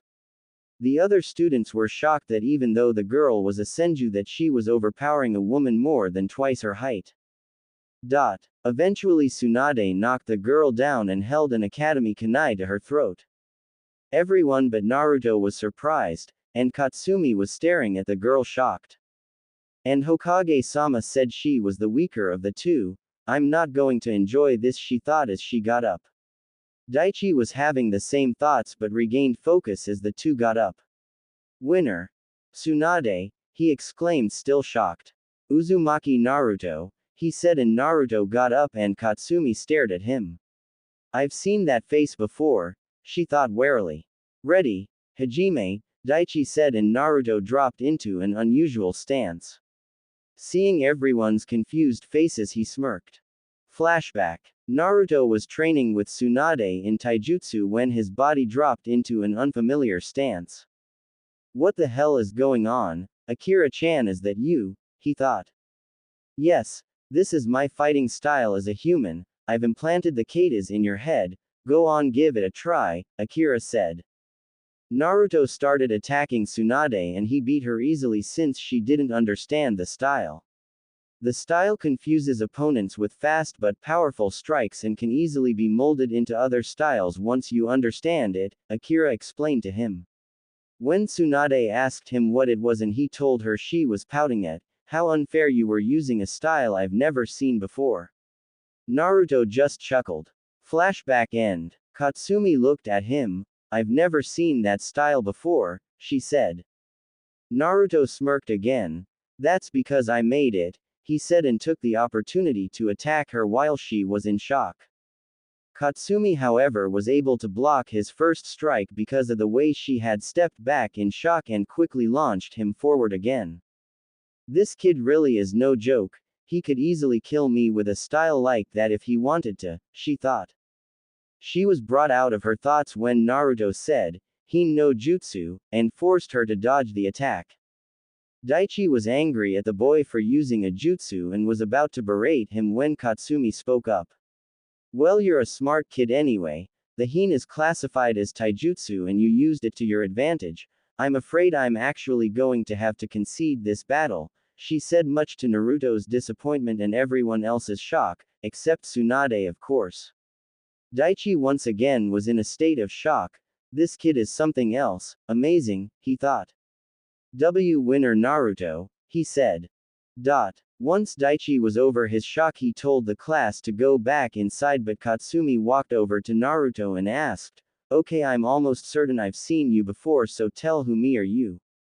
Naruto gave her the bingo book that the page was marked on and gave it to her. At first she was confused and thought, maybe it's his dad I'm thinking of. When she opened it, she dropped the book. Naruto smiled at her. You never really stood a chance, he said, picking the book up, and he walked inside. Katsumi followed him in, still in shock. He's only 5 and he's an SS rank in the bingo book, she kept repeating in her head. The rest of the day went on uneventful. Beside the fact that both Naruto and Tsunade had earned a fan club each. Why do I have to put up with these fanboys, girls? Tsunade and Naruto thought as they were currently being stared at by every one of their classmates as they left the academy. You two look like you had a fun day, Hashirama said, seeing all their classmates staring at them. Well, come on. We have to go to a new training ground today as thanks to you two training ground 7 is under repair, he said, causing both to blush. And with that they left. Naruto got out of bed early to go to the academy and meet Tsunade early. Apparently Daichi and Katsumi had wanted to meet both of them as well as Jiraiya and Orochimaru. Naruto had guessed this was the day they would be told they would be taking the graduation test this year, but he couldn't be certain. In the past year Naruto had formed a rivalry and friendship with Orochimaru and Jiraiya, and the teamwork they had displayed when they fought against him and Tsunade had surprised him. The teachers noticed the teamwork between the four and had asked Hashirama to team them up against 4 Anbu members. The results were that as a team they worked better than what Naruto had told Hashirama about the Sannin, and he had told the 4 that they were probably going to be a 4-man squad when they graduate. Jiraiya, while he still wasn't into working with books, had improved to low chunin level when Naruto had taught him how to properly hide himself and fight in taijutsu. Orochimaru had at first been jealous that someone had been better than him, but when he saw the bingo book he had asked to train with Naruto. Naruto could see how eager the boy was to learn new jutsu, and when he asked him what his dream was he answered the same as his older self would have, only not as creepily. Naruto then asked him to what length would he go to achieve that dream. Orochimaru was speechless and Naruto had gotten him to give up on it. After half a year of trying to convince him, I couldn't think of anything but this. He had just arrived at the academy when he was attacked by Tsunade. What the hell did I do this time? He asked her. Oops, sorry. I'm looking for Jiraiya and I thought you were him, she said sheepishly. Naruto's eye twitched. Does this hair look white to you? He said. Hey, he put a genjutsu on me, she retorted. Naruto was about to say something else when he heard a small snicker behind him in a bush. Naruto smirked and, at Jonin level speed, he disappeared and appeared behind the bush. He picked up the boy who had turned out to be Jiraiya. Hey Naruto, Jiraiya stuttered. Hello Jiraiya, how are you? Naruto said too sweetly for Jiraiya's liking. Fine, he stuttered again. Good, because you won't be in a few minutes, Naruto said, grinning sadistically before throwing him in front of Tsunade. Jiraiya looked up to see Tsunade cracking her knuckles. Hey Tsunade, he said nervously. Tsunade grinned and stood him on his feet and then punched him back into the ground. Tsunade, that hurt, Jiraiya complained while rubbing his head. Well, you deserve it, Tsunade said, walking back towards the academy. So what did you do this time? Naruto asked, helping Jiraiya up. I tripped over a root and my hand slapped her butt, he said. Naruto looked at him and slapped the back of his head. I have a feeling that it was just the latter, he said. Jiraiya started mumbling something like, not fair, monstrous strength, can't beat them. Naruto just chuckled. Come on, we're needed inside, he said. When the two got inside, Tsunade glared at Jiraiya and Orochimaru was smirking. Daichi and Katsumi both cleared their throats, getting the four's attention. Now, we have called you four today because we believe that you are good enough to take the genin exams this year, Daichi said, surprising 3 of the 4. Katsumi then stepped forward and handed a slip to each of them. This slip is for taking the test early, you only have to sign it if you want to partake, she said. Then the 2 senseis left the 4 to start preparing for their classes. Well, what do you guys think? Tsunade asked. We'll beat everyone, no problem, Jiraiya said carefree. You mean everyone will beat you, no problem, Naruto said. Tsunade and Orochimaru laughed at the comment. Well, Tsunade laughed while Orochimaru chuckled to himself. Jiraiya was about to say something back, but Tsunade cut him to it. I think we should do it. I mean, it's not like we can get much more training from the academy. I agree, Although, they're going to have a hard time finding a sensei to teach us, Naruto joked. Well then, it's settled, Orochimaru said stoically, and the four signed their names. Genin exams day. Tsunade and Naruto were out on the training ground sparring. Tsunade's taijutsu had vastly improved since she entered the academy. She still only got a hit or two when Naruto used his swift release to annoy her, but other than that she made up for it with her determination. She has nearly mastered her water affinity thanks to her grand uncle teaching her how to use it, and her mother and grandfather had helped her along with her earth affinity. Her fire affinity was still weaker than she would have liked, but she could do most C rank and even a few B rank jutsu with it. She even improved the Mokuden. Tsunade, however, was extremely excited lately, not only because she would be a genin soon, but she would have a little brother in a few weeks according to her mother, and she had been really excited. Naruto had managed to learn more about not only the Mokuden and about Tsunade's monstrous strength, but he also managed to collaborate earth, fire and wind to recreate the dust release. When he first started learning it, he wondered how Mu and Onoki had managed to find the chakra to even do one technique, as even he had felt the incredible amount of chakra that the techniques needed, but he then realized after studying them from the books in the library he had found that all he needed was good chakra control, something he had gotten better at thanks to Tsunade. When Tsukiko had her child, Naruto was happy for her, and he was even happier for her when he found out that she had fraternal twins. He had been so caught up in training he had never asked her about them. The only thing that confused him was that he had never heard of Anko having an aunt, but he put it down to his presence in the past. He had come to terms with the fact that this was now his timeline. Whenever he looked at Tsunade, he had a harder time seeing his Ba-chan. Even looking at Orochimaru, he could no longer see the jutsu-crazed pedophile but a friend, something that he would have never thought possible before. He still saw his godfather in Jiraiya, but this Jiraiya wasn't always depressed or worried about something. Naruto was about to finish Tsunade when the bell rang. "You got lucky this time, Su-chan," Naruto said smiling, and the two proceeded to walk toward the academy. They met up with Orochimaru and Jiraiya at the exam room entrance and walked in. Very few students stared, as most of the village knew who the four were, only the more stuck-up students like the Hyuga and Uchiha clan members who just stared in jealousy. Katsumi walked in with another Chunin, both their hands holding stacks of paper. "Everyone, please take a seat," Katsumi said. Naruto and Tsunade sat down together. Tsunade had grown quite close to Naruto since the boy had originally saved her from the wreckage. Naruto was just glad that she hadn't become a fangirl, but he did admit he had grown to love Tsunade. "You may start your exam now," Katsumi said. Naruto and Tsunade flipped over the test and both smirked. The two started answering the questions with ease, and Naruto could see that Orochimaru and Jiraiya were answering them easily too. Jiraiya had a shocked face as to how easy the questions were to answer, while Orochimaru's face was impassive. The four of them finished the exam relatively quickly, not to anyone's surprise. "All right, pens down," Katsumi said. Anyone who hadn't finished sighed and put down their pens disappointedly. "Everyone outside to the training grounds," Katsumi said, collecting up the papers. Everyone walked outside nervously, as the last thing they wanted was to fight Naruto or Tsunade. Katsumi walked up to the students. "First up, Katamaru Kichiro vs Uzumaki Naruto," she called. "I'll only be doing Naruto's, Tsunade's, Jiraiya's and Orochimaru's matches."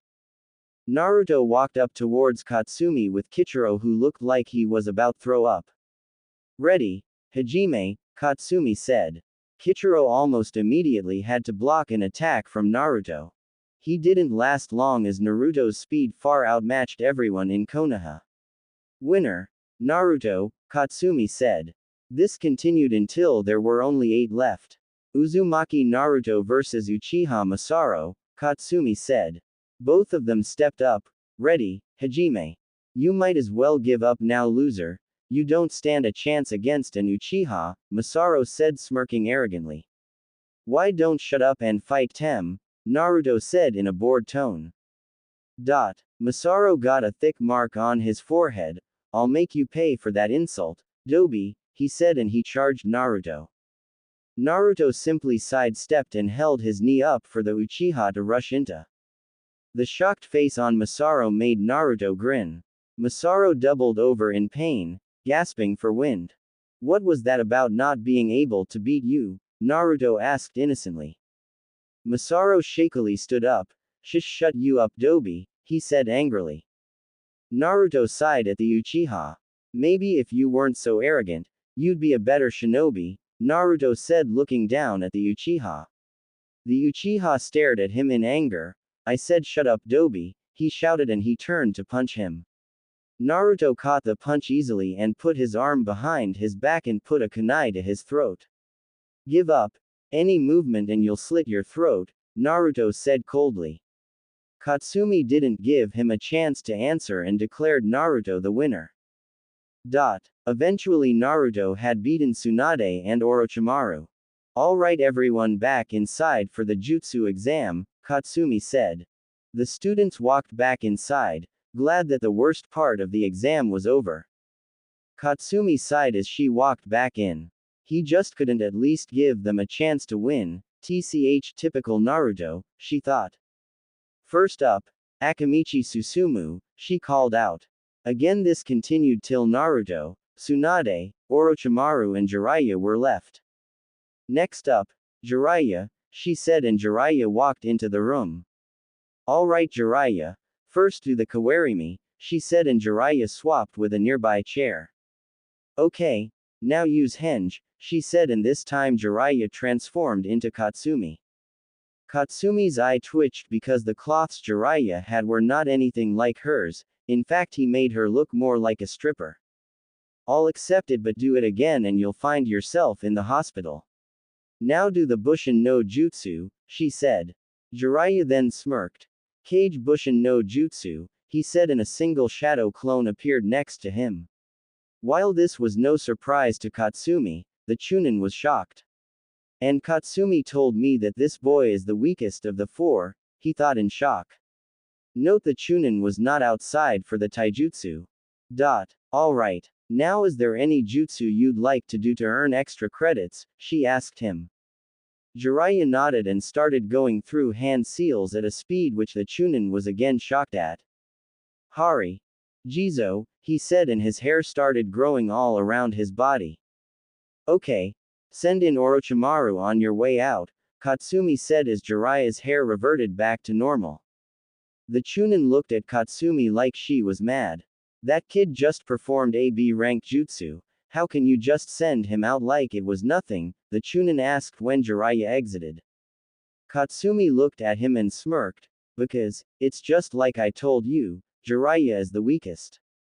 If you're shocked at that, wait till you see Naruto, she said. The Chunin looked at her shocked and thought, this team could really become the stuff of legend. Orochimaru entered and Katsumi asked him to do the 3 jutsu and an extra jutsu, and like Jiraiya he performed the 3 jutsu and, sweeten, teppadama, from the water in a water cooler nearby. Okay. Send in Tsunade on your way out, she said to him. Tsunade came in with a smile towards the Chunin that promised shock. Tsunade had performed the 3 jutsu easily, but when she was asked to do another jutsu for extra credit, could we go outside to do the rest? Naruto and I have a big jutsu each we wish to present, she said. Katsumi sighed. They just couldn't even act normal for this part of the test, she thought. Fine, but since you're so keen we might as well bring in Naruto first and then go outside, she said, walking over to the door. Naruto, could you come in here for a second, she asked him. Naruto then walked in. Alright, whatever you have planned, let's get this over with, she said. Naruto nodded and then performed the 3 jutsu, only unlike Tsunade, Jiraiya and Orochimaru he did his without hand signs. The Chunin was amazed at this. I can see why he is the strongest of the 4. The kid must be a genius to perform a jutsu without any hand seals, he thought. Okay, let's get this over with, Katsumi said, walking out the door. The rest of the students followed suit. Okay Tsunade, you're up first, Katsumi said. Tsunade smirked. Mokuten.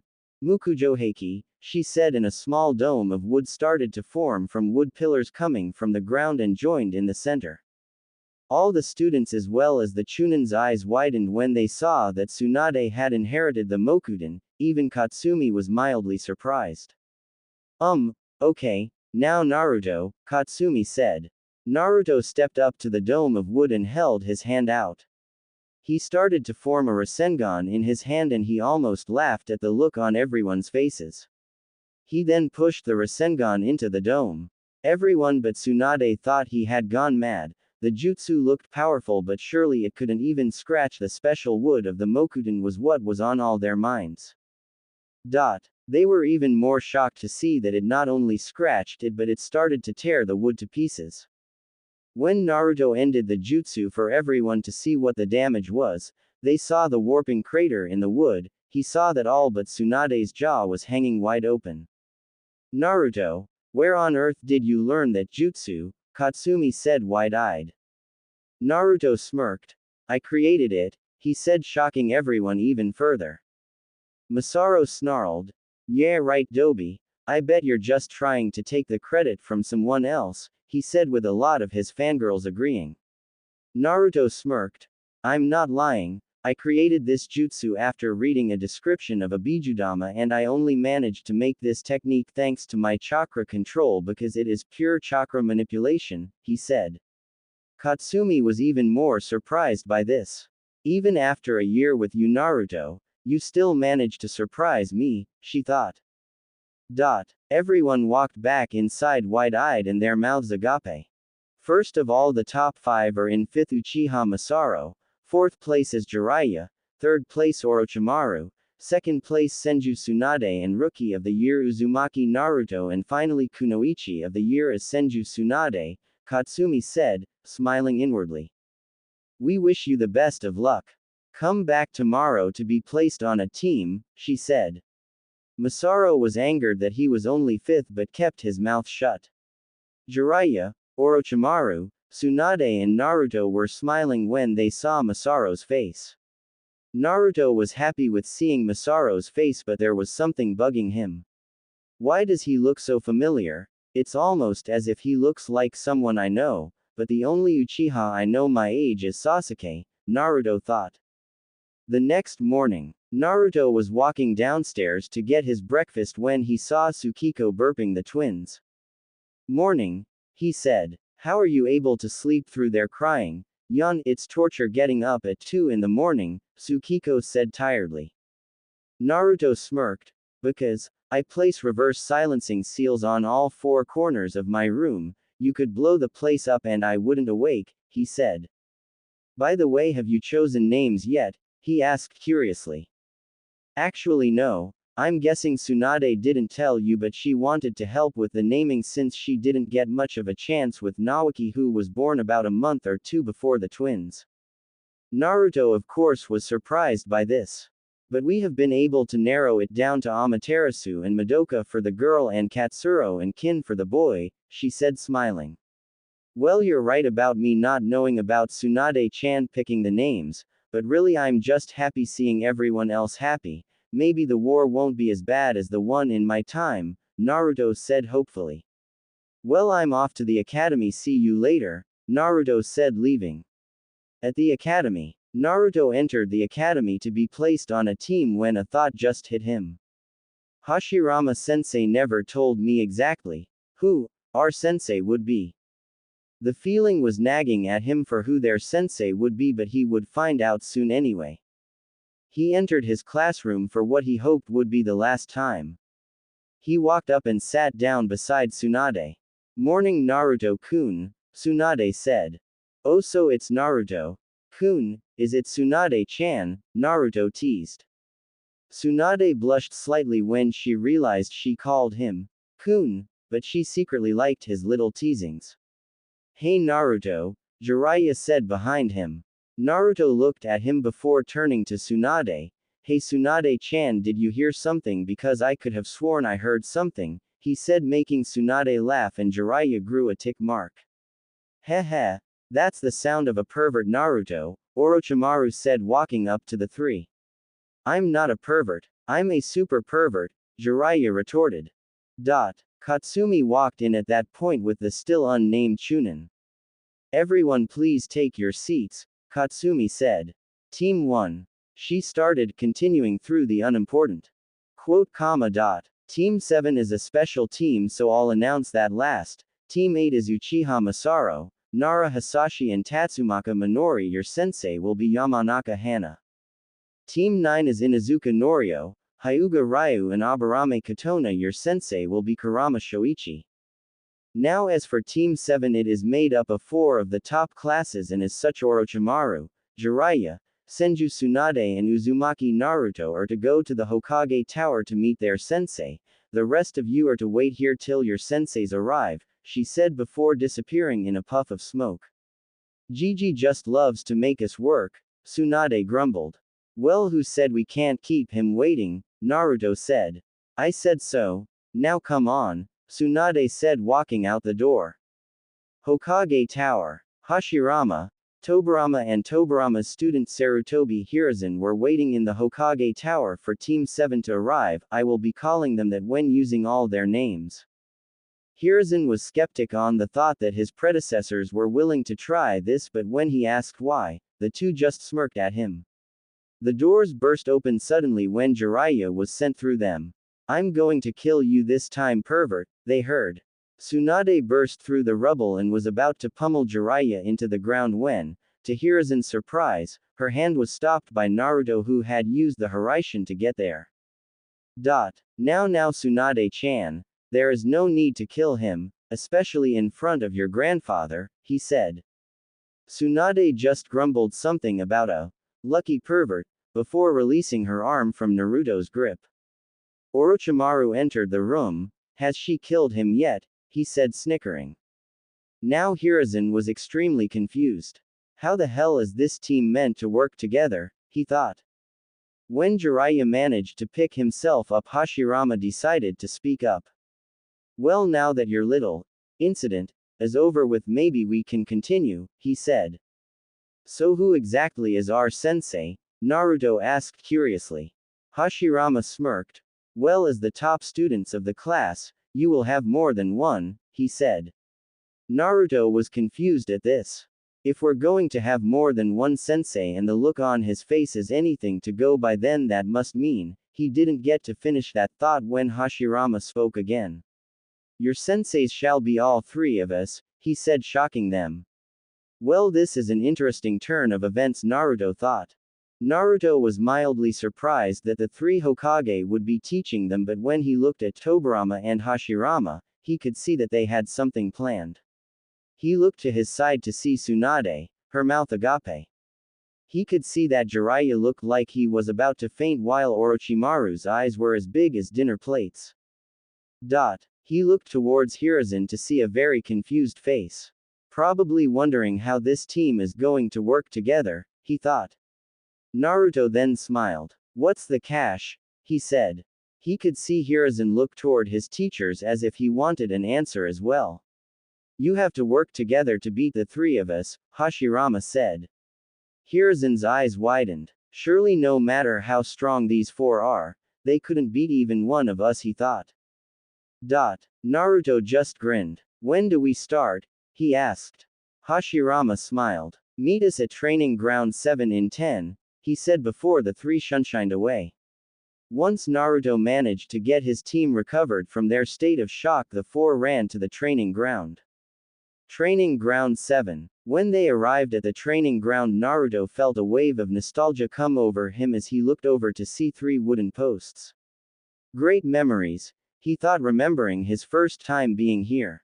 He looked over to see Hashirama talking to Hiruzen. Probably that he is to take us seriously, Naruto thought, chuckling silently. Hashirama looked over to see that they had arrived and told them to stand by the posts for a minute. After he had finished speaking to Hiruzen, he and his brother walked up to them.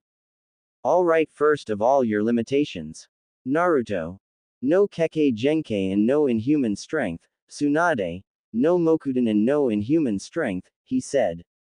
The two nodded, though Tsunade did it looking slightly depressed.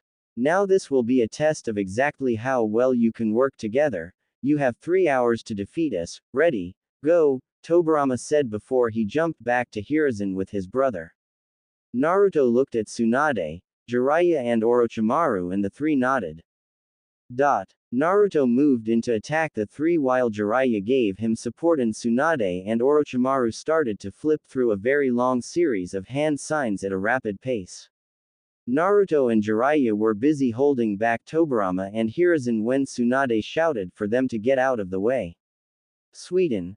Suiryu Kobaku no Jutsu, she and Orochimaru said as a series of water bullets burst from a whirlpool that suddenly appeared. Tobirama had managed to use a water shunshin but Hiruzen wasn't as lucky. He was launched into the sky when a water dragon formed from the water bullets and crashed into him before bringing him to the ground and exploding. Tsunade and Orochimaru smiled before they had to defend themselves again against Tobirama. Naruto and Jiraiya meanwhile were attacking Hashirama, covering each other's weaknesses and improving their strengths. Then Hashirama's eyes widened suddenly and he jumped to his right, just before he crashed into his brother, who got a surprising kick in the back. Hiruzen crawled out of the small crater that the dragon created and had a look of complete shock on his face. These kids are definitely no joke, he thought. He didn't get much more time to think as Orochimaru and Jiraiya charged him while Naruto and Tsunade teamed up to fight Tobirama and Hashirama. He could hold them off for a while and counter when possible as they weren't as strong as Naruto or Tsunade and their reflexes weren't as quick, something he was grateful for. Naruto and Tsunade meanwhile had been locked in a vicious battle off speed and strength with Tobirama and Hashirama. While under normal circumstances they wouldn't be struggling, the two older Senju had experience on their side, much more than Naruto and Tsunade, and as such knew each other's weaknesses better. Naruto knew that they wouldn't last long if this kept up and started to devise a plan for a counterattack. His eyes widened when he realized, he almost slapped himself for being so stupid. He told Tsunade to jump back as he did so himself. He then formed a single hand sign and Tsunade immediately knew what he was trying to do. She then formed the same hand sign and the two shouted, Kage Bushin no Jutsu, and the whole area became covered in smoke. When the smoke cleared there was hundreds of Narutos and Tsunades on the field. Both Tobirama's and Hashirama's eyes widened before dropping back into their taijutsu styles.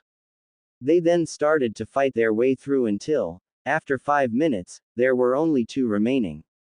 Nice try you two, but it'll take more than that to beat us, Tobirama said with a rare smile on his face.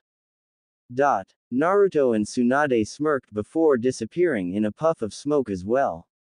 Doden. Shinju Zanshu no Jutsu, 2 voices called out.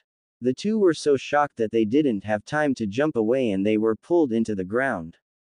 Naruto then smirked when he saw them try to shunshin themselves out. I placed an anti-shunshin seal on the both of you when you were busy fighting the Bushin, the only way you're getting out is by giving up, he said, shocking the 2 older shinobi. Well done you two, this team is definitely going to be a success, Hashirama said, genuinely impressed. I agree, this test is over, seeing as how Saru-chan is struggling with the other 2, Tobirama said with a sense of humor and pride. Naruto looked over to see Hiruzen starting to lose the battle. He almost started laughing at the look of shock on Hiruzen's face. Then again, he wasn't expecting us to be this strong, maybe he'll be better prepared next time, he thought as Orochimaru finished him with a kick to the back. Well done you 4, be at the tower at 7 for your first mission, Hashirama said, loosening his stiff neck. Naruto could then hear him murmur, I'm getting too old for this, and he chuckled before following his team back to the village. The next morning, Naruto got up early to meet Tsunade again. She'll be the death of me having me get up this early, he thought sleepily. As soon as he walked out his door he was hit by a loud cry. No wonder Tsukiko-chan looks terrible lately, This crying could wake the dead, he thought as he covered his outer ears with chakra, blocking out most of the sound. He had just walked into the kitchen when he couldn't hear the faint crying anymore, so he released the chakra. Morning, Naruto, Tsukiko said while feeding one of the babies. Morning, Tsukiko-chan, you don't look too well, he said. You try getting up at 2 in the morning to feed two hungry infants, she said tiredly. I think I'll pass, he said chuckling. Suit yourself, she said. Naruto laughed silently to himself at the fact that she was complaining at something she had wanted so badly. Well, I'll see you three later. After all, I don't want Tsunade-chan to kill me, he said shivering. Tsukiko just laughed. Hokage's tower. Naruto arrived at the Hokage's tower and almost immediately he saw Tsunade glaring at him. What have I done this time? He asked her confused. He checked his watch. I'm an hour early. What else could she want? He thought. Alright, tell me, what have I done wrong this time? I'm an hour early, he asked again, still confused. Tsunade just mumbled something. What? He asked. I was here 2 hours early, she said with obvious annoyance. Naruto would have laughed but knew better. While the girl liked to be early, no one wants to be up 2 hours early for no reason. They started talking about what mission they might get, but Naruto knew that you had to do at least 20 D rank missions before doing any other mission, so he made a bet with Tsunade, and she took it. About 40 minutes later Orochimaru arrived. Well was running away from several Anbu with Jiraiya, screaming, how the hell do you get me into these situations, you idiot? This seemed to cheer Tsunade up a bit as she chuckled to herself. Cheering up are we, Tsunade-chan, Naruto said, making her pout and blush slightly. After losing the Anbu, Orochimaru and Jiraiya jumped down next to them, lightly panting. Hashirama and Tobirama arrived not a moment later and instantly knew that the two had been up to no good. The six walked into the tower and went up to the mission room to see Hiruzen with a couple of Chunin sorting out missions for the day. Morning, Sensei, Hiruzen said, only giving a small glance towards them, caught up in his work. Now, first of all, while the four of you could probably take on an S rank, the rules say that you need to have at least 20 D ranks to do any other mission, he said, making three mouths hang open. Tsunade grumbled before handing Naruto's outstretched hand Tenryo. Everyone looked at them strangely, but with Naruto's smirk and Tsunade's sour expression everyone had the generally same thoughts of, Tsunade lost another bet. Well then we might as well get this over with, Naruto said. 3 hours later, Team 7 walked into the tower again, the four with sour expressions on their faces as they faced their senseis. That was cruel, Tsunade said, making the three older men laugh. Maybe, but now you can do a real mission and not chores, Hashirama said, laughing. Alright, A rank, a new country is starting up, Wave Country, you're to go and protect them while they set up their village, he said. How long will it take? Naruto asked. Well, they already have the resources, so I would say about 2 weeks, maybe 3, Hashirama said. Naruto's eyes widened slightly, but only Hashirama and Tobirama noticed. Anything else we need to know? He asked. Just that several A-rank Nukenin have been hired, the leader isn't known, and that they, for an unknown reason, are desperate to keep the village from being formed. Naruto seemed to take this in and ponder on it for a couple of seconds, which surprised Hiruzen. An adult's mind in the body of a child, incredible, he thought. After a couple of seconds Naruto accepted it. When do we leave? He asked. We as in you four and me, Tobi and Hiruzen need to stay behind for the village, and in an hour, go gather your requirements and meet at the main gate at 11, Hashirama said. The four left quickly to prepare. Naruto and Tsunade had already met up at the main gate after 10 minutes. You know, if you keep making me come this early to everything, I'll become an insomniac, Naruto said. Tsunade glared at him mockingly while pouting. Not my fault you're as lazy as a Nara, she said, looking away. Oh, but I already work so hard at training and sleeping, Naruto said in fake hurt. 3 seconds later the two burst out laughing. If I didn't know you I'd really swear you're a Nara. You're a lazy genius like the rest of them, Tsunade said in between laughs. Well maybe I wouldn't be so lazy if I got an extra hour or two in bed, Naruto said. They continued talking for about 45 minutes when Hashirama showed up with Jiraiya and Orochimaru. Ready to go? Hashirama asked. Team 7 nodded and they left. On the way Naruto noticed a puddle at the side of the road. Exactly like when I first came here, he thought. He then saw an obvious genjutsu over them as he neared it. Really? They must be really weak if that's all they're using, he thought.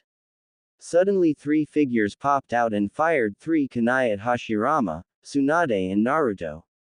Hashirama and Tsunade dodged while Naruto, who had activated his Mangekyo Rinnegan, burst into a flock of crows shocking everyone but Hashirama. He then appeared behind the 3 and removed 2 of their souls. The third one jumped away only to find that Naruto was nowhere to be seen. His eyes widened as he looked down. A hand with a ball of what looked like rotating chakra went right through his chest. He would have asked how but didn't get the time as the hand drew back, ripping his already leaving soul out. What the hell was that? Jiraiya shouted. Naruto looked at him confused. What was what? He asked.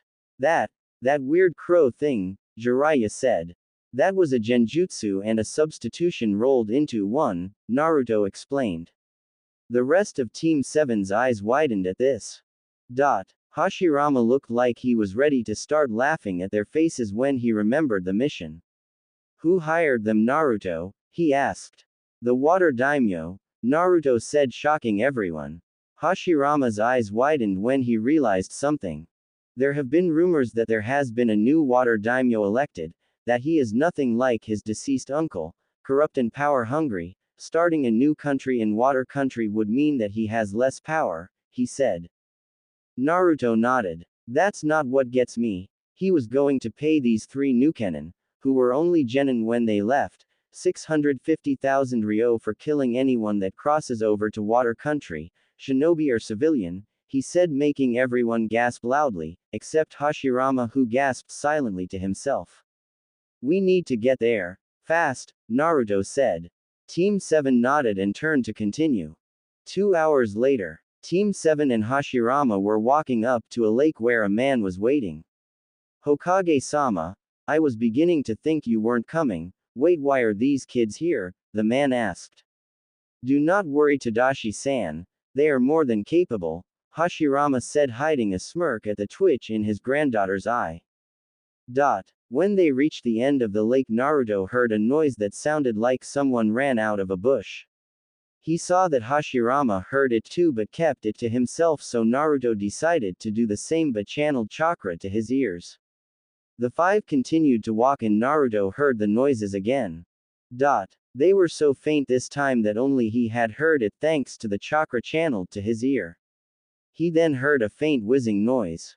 His eyes widened. Everyone get down, he yelled. They all jumped to the ground and not a second later a load of ninja wire was seen where their heads once were. Damn it, we missed, a deep voice said. Well duh, they're still alive, a lighter but still deep voice said.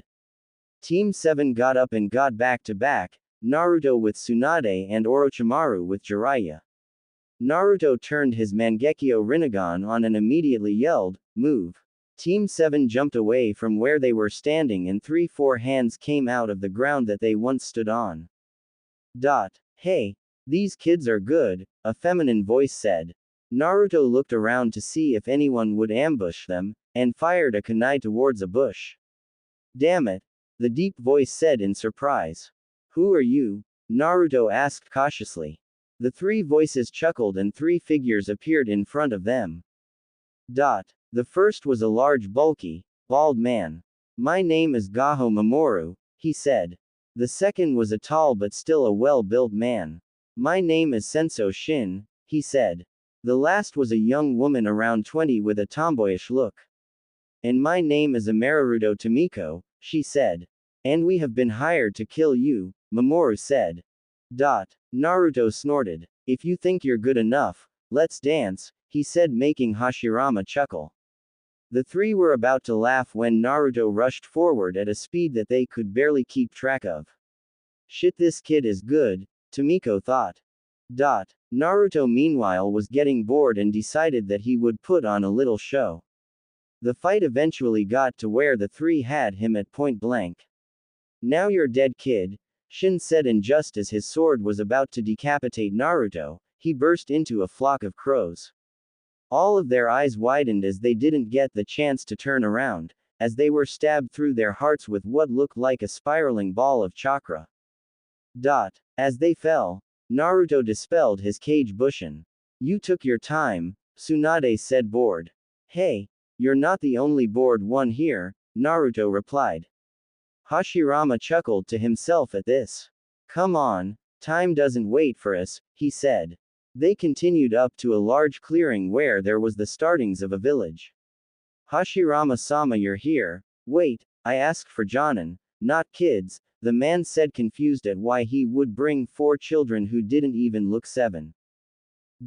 Ah, you must be Takahiro, and these kids are the strongest team that Konoha has ever produced. One is already in the bingo book, Hashirama said, making the man, now known as Takehiro's, eyes widen.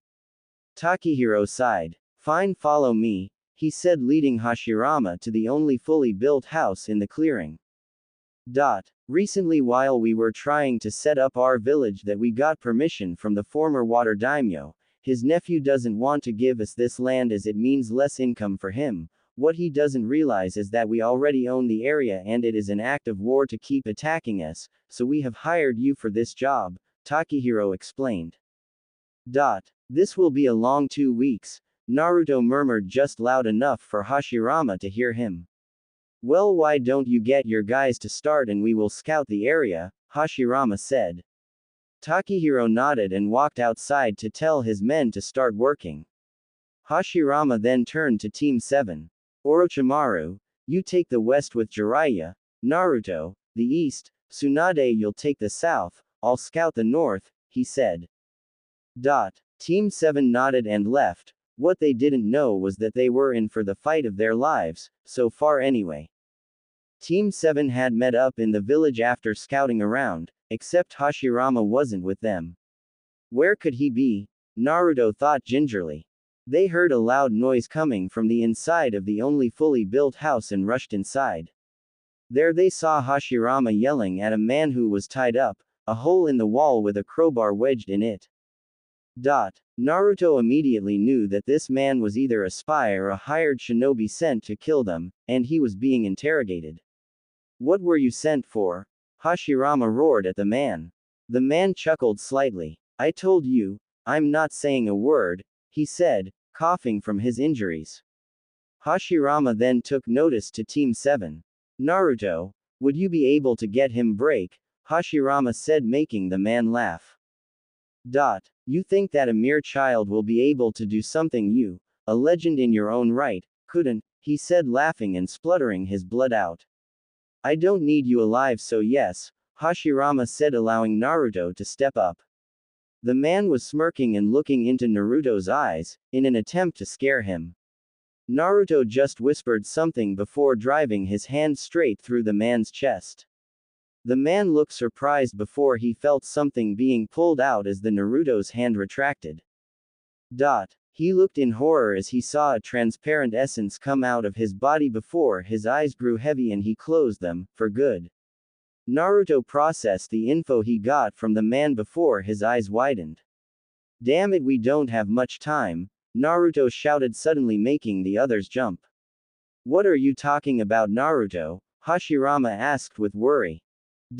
We need to get the area locked down. The water daimyo has sent an army of mercenaries and shinobi. He's even coming himself, Naruto said, making everyone's eyes widen.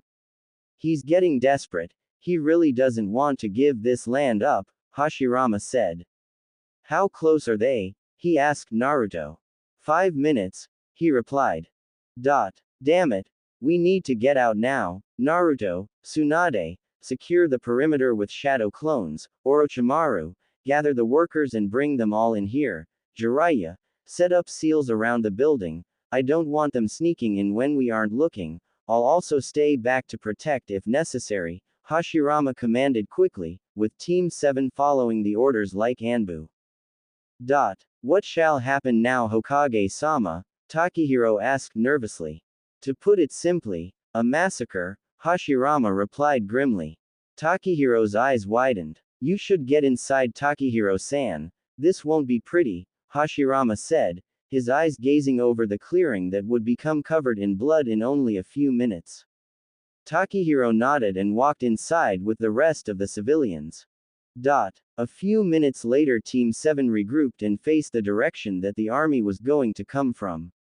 The emotions on their faces varied. Jiraiya had a look of nervousness, his face covered in beads of sweat. Orochimaru's face was emotionless, except his eyes, which showed his fear of what might happen. Tsunade was glancing towards Naruto with worry evident on her face, but Naruto's expression was what made her confidence grow.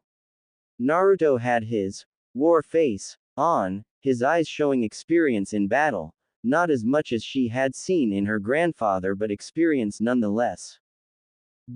Hashirama could see the looks on 3 of his students from where he was standing on the roof and frowned.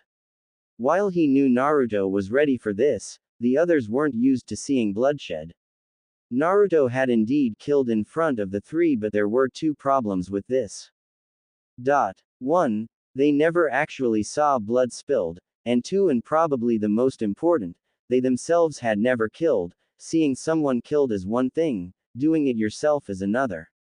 Another thing that worried him was that while he was probably the best shinobi since the Raikudo Sennin, he was getting too old to fight. He knew he wasn't in his prime, and that made him worry for both his family and village, as Tobirama wasn't much younger. He knew that while Hiruzen was strong, he was inexperienced and people would hardly take Naruto seriously. He could see Naruto staring directly where the army of mercenaries from where he was standing. Maybe if they rise through the ranks quickly enough will help people take their opinions seriously, he mused to himself. Naruto could feel the negative emotions of everyone around him, but when he felt Tsunade's emotion grow positive, he assumed that she unconsciously sensed his emotion and gained her confidence. He could see the army in the distance, led by a man with dark blue robes and many jewels, the man who he guessed was the current water daimyo. This is going to get ugly, he thought, not changing his expression. The water daimyo and his army of mercenaries were now only 100 yards away. The smirk on the daimyo's face was one-off arrogance. This is the protection that supposedly defeated 3 fully grown men, he said, making the mercenaries laugh. Team 7's expression didn't change. Seeing this, the daimyo scowled. All right, kiddies, I'll give you one chance to get out of my way before I kill you, he said, releasing ki on them, expecting them to run away screaming. To his surprise, they didn't even blink and instead fell into their taijutsu stances. He scowled once more before saying 2 simple words. Kill them.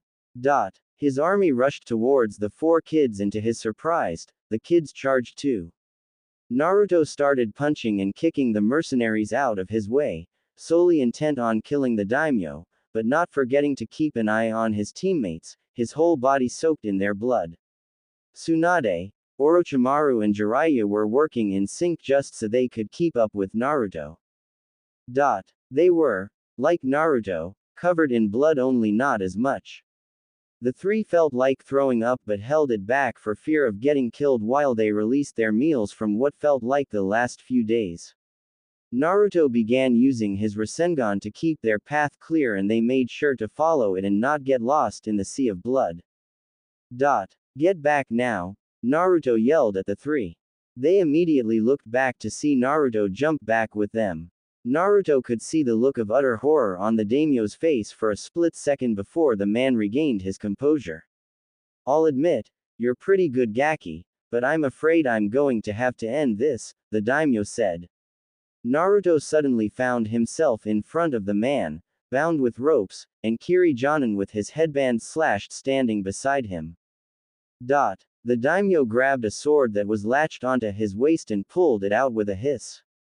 Naruto began to chuckle. The daimyo thought this was strange but just said to himself softly, "At least I'll kill him before he goes mad." He brought the sword crashing down to Naruto's shoulder, hearing the screams of the boy's teammates when he burst into a flock of crows, causing the Jonin to fall and take the hit on his leg as well. The daimyo pulled his sword out in shock. Where had the boy gone to was the thought on his mind. Team 7 meanwhile all had looks of relief on their faces. Tsunade was going to kill him later and Naruto knew it, but for now, the mission came first.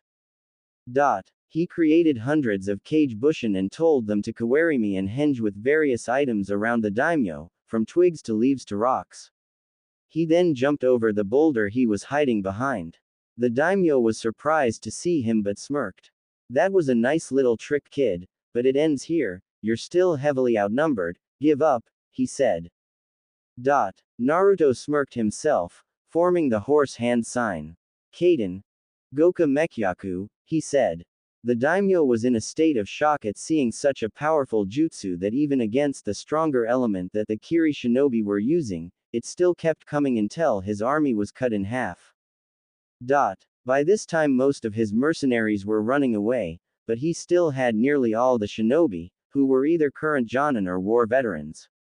"You're good, kid, really good, but this is where it ends," the daimyo said before ordering his men to charge.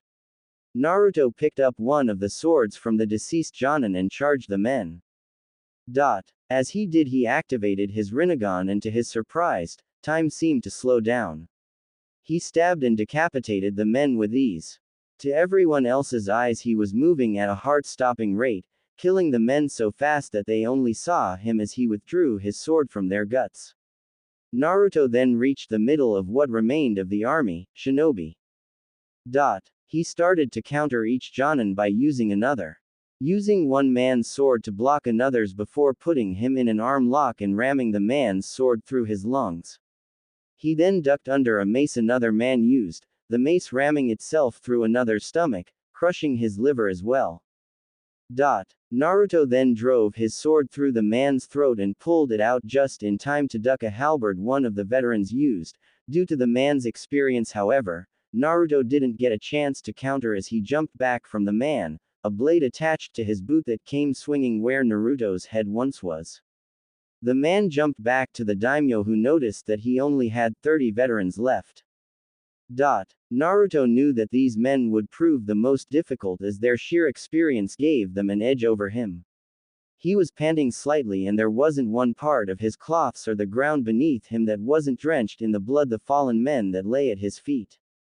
He could see his team had stayed well back and out of range of the carnage, but they too were covered in blood from the mercenaries that decided to stay back attack them after running away from him. We'll definitely have earned a nickname after this, he thought as he looked back towards the last 30 men who stood beside the daimyo. Naruto coughed a bit, having swallowed some of the other men's blood.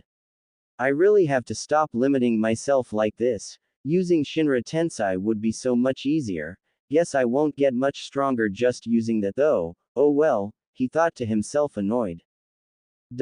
He picked up another sword and held them both, to his surprise, like a kenjutsu master, but he just put it down to his instincts. It happened before on several occasions with different situations, so why not now? He then noticed that the swords were vibrating. He was curious and unknowingly channeled some of Akira's chakra into them. They suddenly expanded until they were long and sharp enough so he could stay out of range but still easily pierce someone with the blade. The 30 men and the daimyo were surprised to see the swords change, and while the daimyo passed it off, the veterans became tense from the chakra that was only visible to the trained eye. Its potency and the pure ki that surrounded it was worrisome and put them on edge. Naruto charged them head-on and let his instincts do the fighting. The sound of metal clashing screeched through the air. Naruto was blocking and parrying the men's weapons, swords, kunai, sais or whatever else they used. He managed to counter the men like he did with the rest earlier with extreme difficulty, but he still managed. Soon only one man remained standing, The mask he wore fell to the ground. Naruto was surprised to see who this man was, as he expected an old veteran by the way the man held himself. He was looking at the future Sandaime Mizukage, Terumi Masanori, the grandfather of the Godime Mizukage, Terumi Mei. He charged the man, and while he didn't want to kill him, he did want to leave a reminder. He drove his sword through him, just under his collarbone, barely missing any organs or bones, and let him fall. Masanori stood back up shakily before he ran away, leaving the daimyo with nobody left to defend him. The daimyo fell to his knees in fear. "You're right," Naruto said.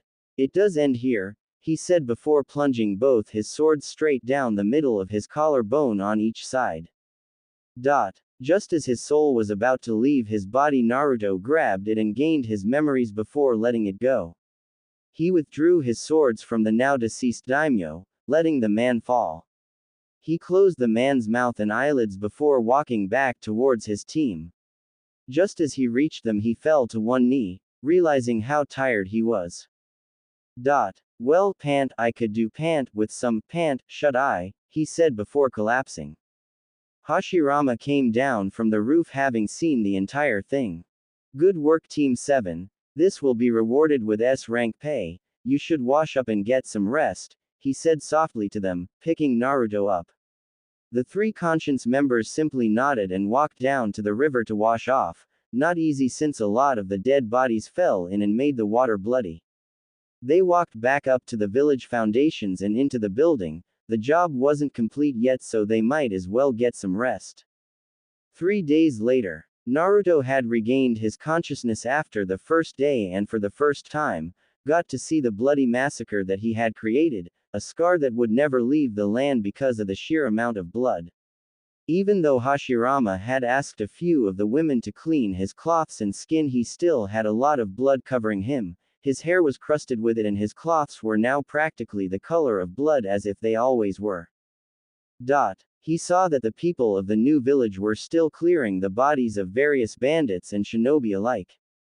"Did I really do all of this?" he thought. He walked around and the people of the future village were smiling, almost conflicted with emotion, at him. Not that he could blame them. After all, not many 6-year-olds are used to killing or the sight of the bloodbath that would forever stain the land. Then again, even his 17-year-old mind wasn't ready for it. Only through his instinct did he endure it. The mission and his teammates came first, his problem with the mission came later. He saw Hashirama talking to Takahiro with a serious look on his face. They were right by the lake that lead to the ocean. Takahiro didn't look too happy either. "Wonder what that's about," Naruto thought curiously. Hashirama saw Naruto and gave a dismissing wave to Takahiro. Naruto walked towards him. "So, what's going on?" he asked the elderly Hokage. Hashirama looked grimly over the lake's horizon. "War," he stated softly. One word, that was all that was needed to make things go from getting better to worse. "How bad?" Naruto asked, looking into the man's eyes as he turned back to face him. "The Great Shinobi War, bad," was the chilling reply he got. The first war in his time was over the Biju, so it didn't happen in this time, but if Naruto were to guess, this war would be like the Second Great War. "Do they know yet?" Naruto asked. "No, but Tsunade has shared her suspicions with Jiraiya and Orochimaru," Hashirama. Naruto looked at the man with sympathy. He could tell that Hashirama didn't want Tsunade to know, but she had always been bright. It wouldn't take long before she figured it out.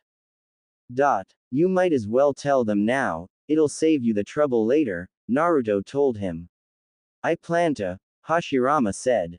The two looked back out over the ocean. These would be the last few days of living in peace. Nobody would be able to enjoy this again for a while.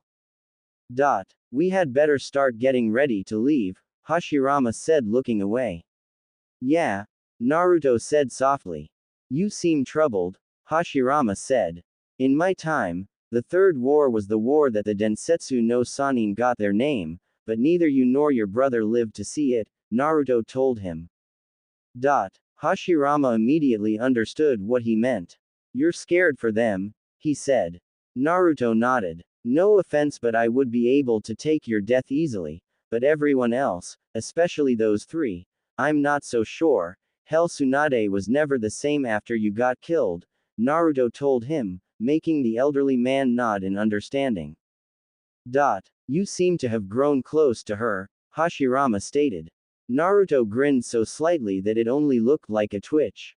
I've always had some sort of relationship with her.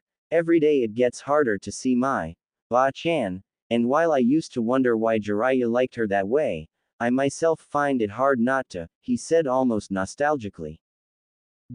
You shouldn't forget that since you saved her, she hasn't been the same, but for the better in terms of change, Hashirama told him. As long as she doesn't go past blushing, I'm good, for now, Naruto said, remembering that the man was slightly more perverted than average men. Hashirama chuckled to himself but put a serious face back on. I hate to say it, but even if I survive the battles, I'll succumb to my old age before this war is done, and Tobirama will only have a few years before the same happens to him, Hashirama said solemnly. Naruto looked at the man. Well then, last days are best spent with family, maybe you should speak your mind to them, before it's too late, he suggested. Hashirama seemed to contemplate on this. You know that once me and my brother die, Tsunade won't have much left, he told Naruto. Naruto just nodded. She has her mother, her grandmother, and you, whom she can actually talk to and feel safe talking to. Then she has Naoki-kun, who she'll probably protect to her death once we're gone, which is what worries me, Hashirama said, knowing that Naruto would catch the message hidden in it. Don't worry, she'll stay safe, Naruto said in an effort to convince the elder man. Hashirama smiled slightly. I shouldn't be thinking about my death, but I don't have my wife's longevity. It has always been the one thing that I never understood, he said in an almost curious tone. Well, we had better be getting back to them. We've been talking for 10 minutes already, Naruto said, trying to get off topic. Yes, let's, Hashirama said, gazing out over the ocean one last time before leaving with Naruto. Both knew that the time of war was coming, and it was going to be like what would soon be known as the Great Massacre of the Water. Naruto saw Tsunade smiling at him almost lovingly. On the outside he smiled back. But on the inside his stomach was churning. There is no training on this planet that can prepare her for what is to come, I only hope that you find out soon. Tsunade-chan, he thought before beginning a conversation.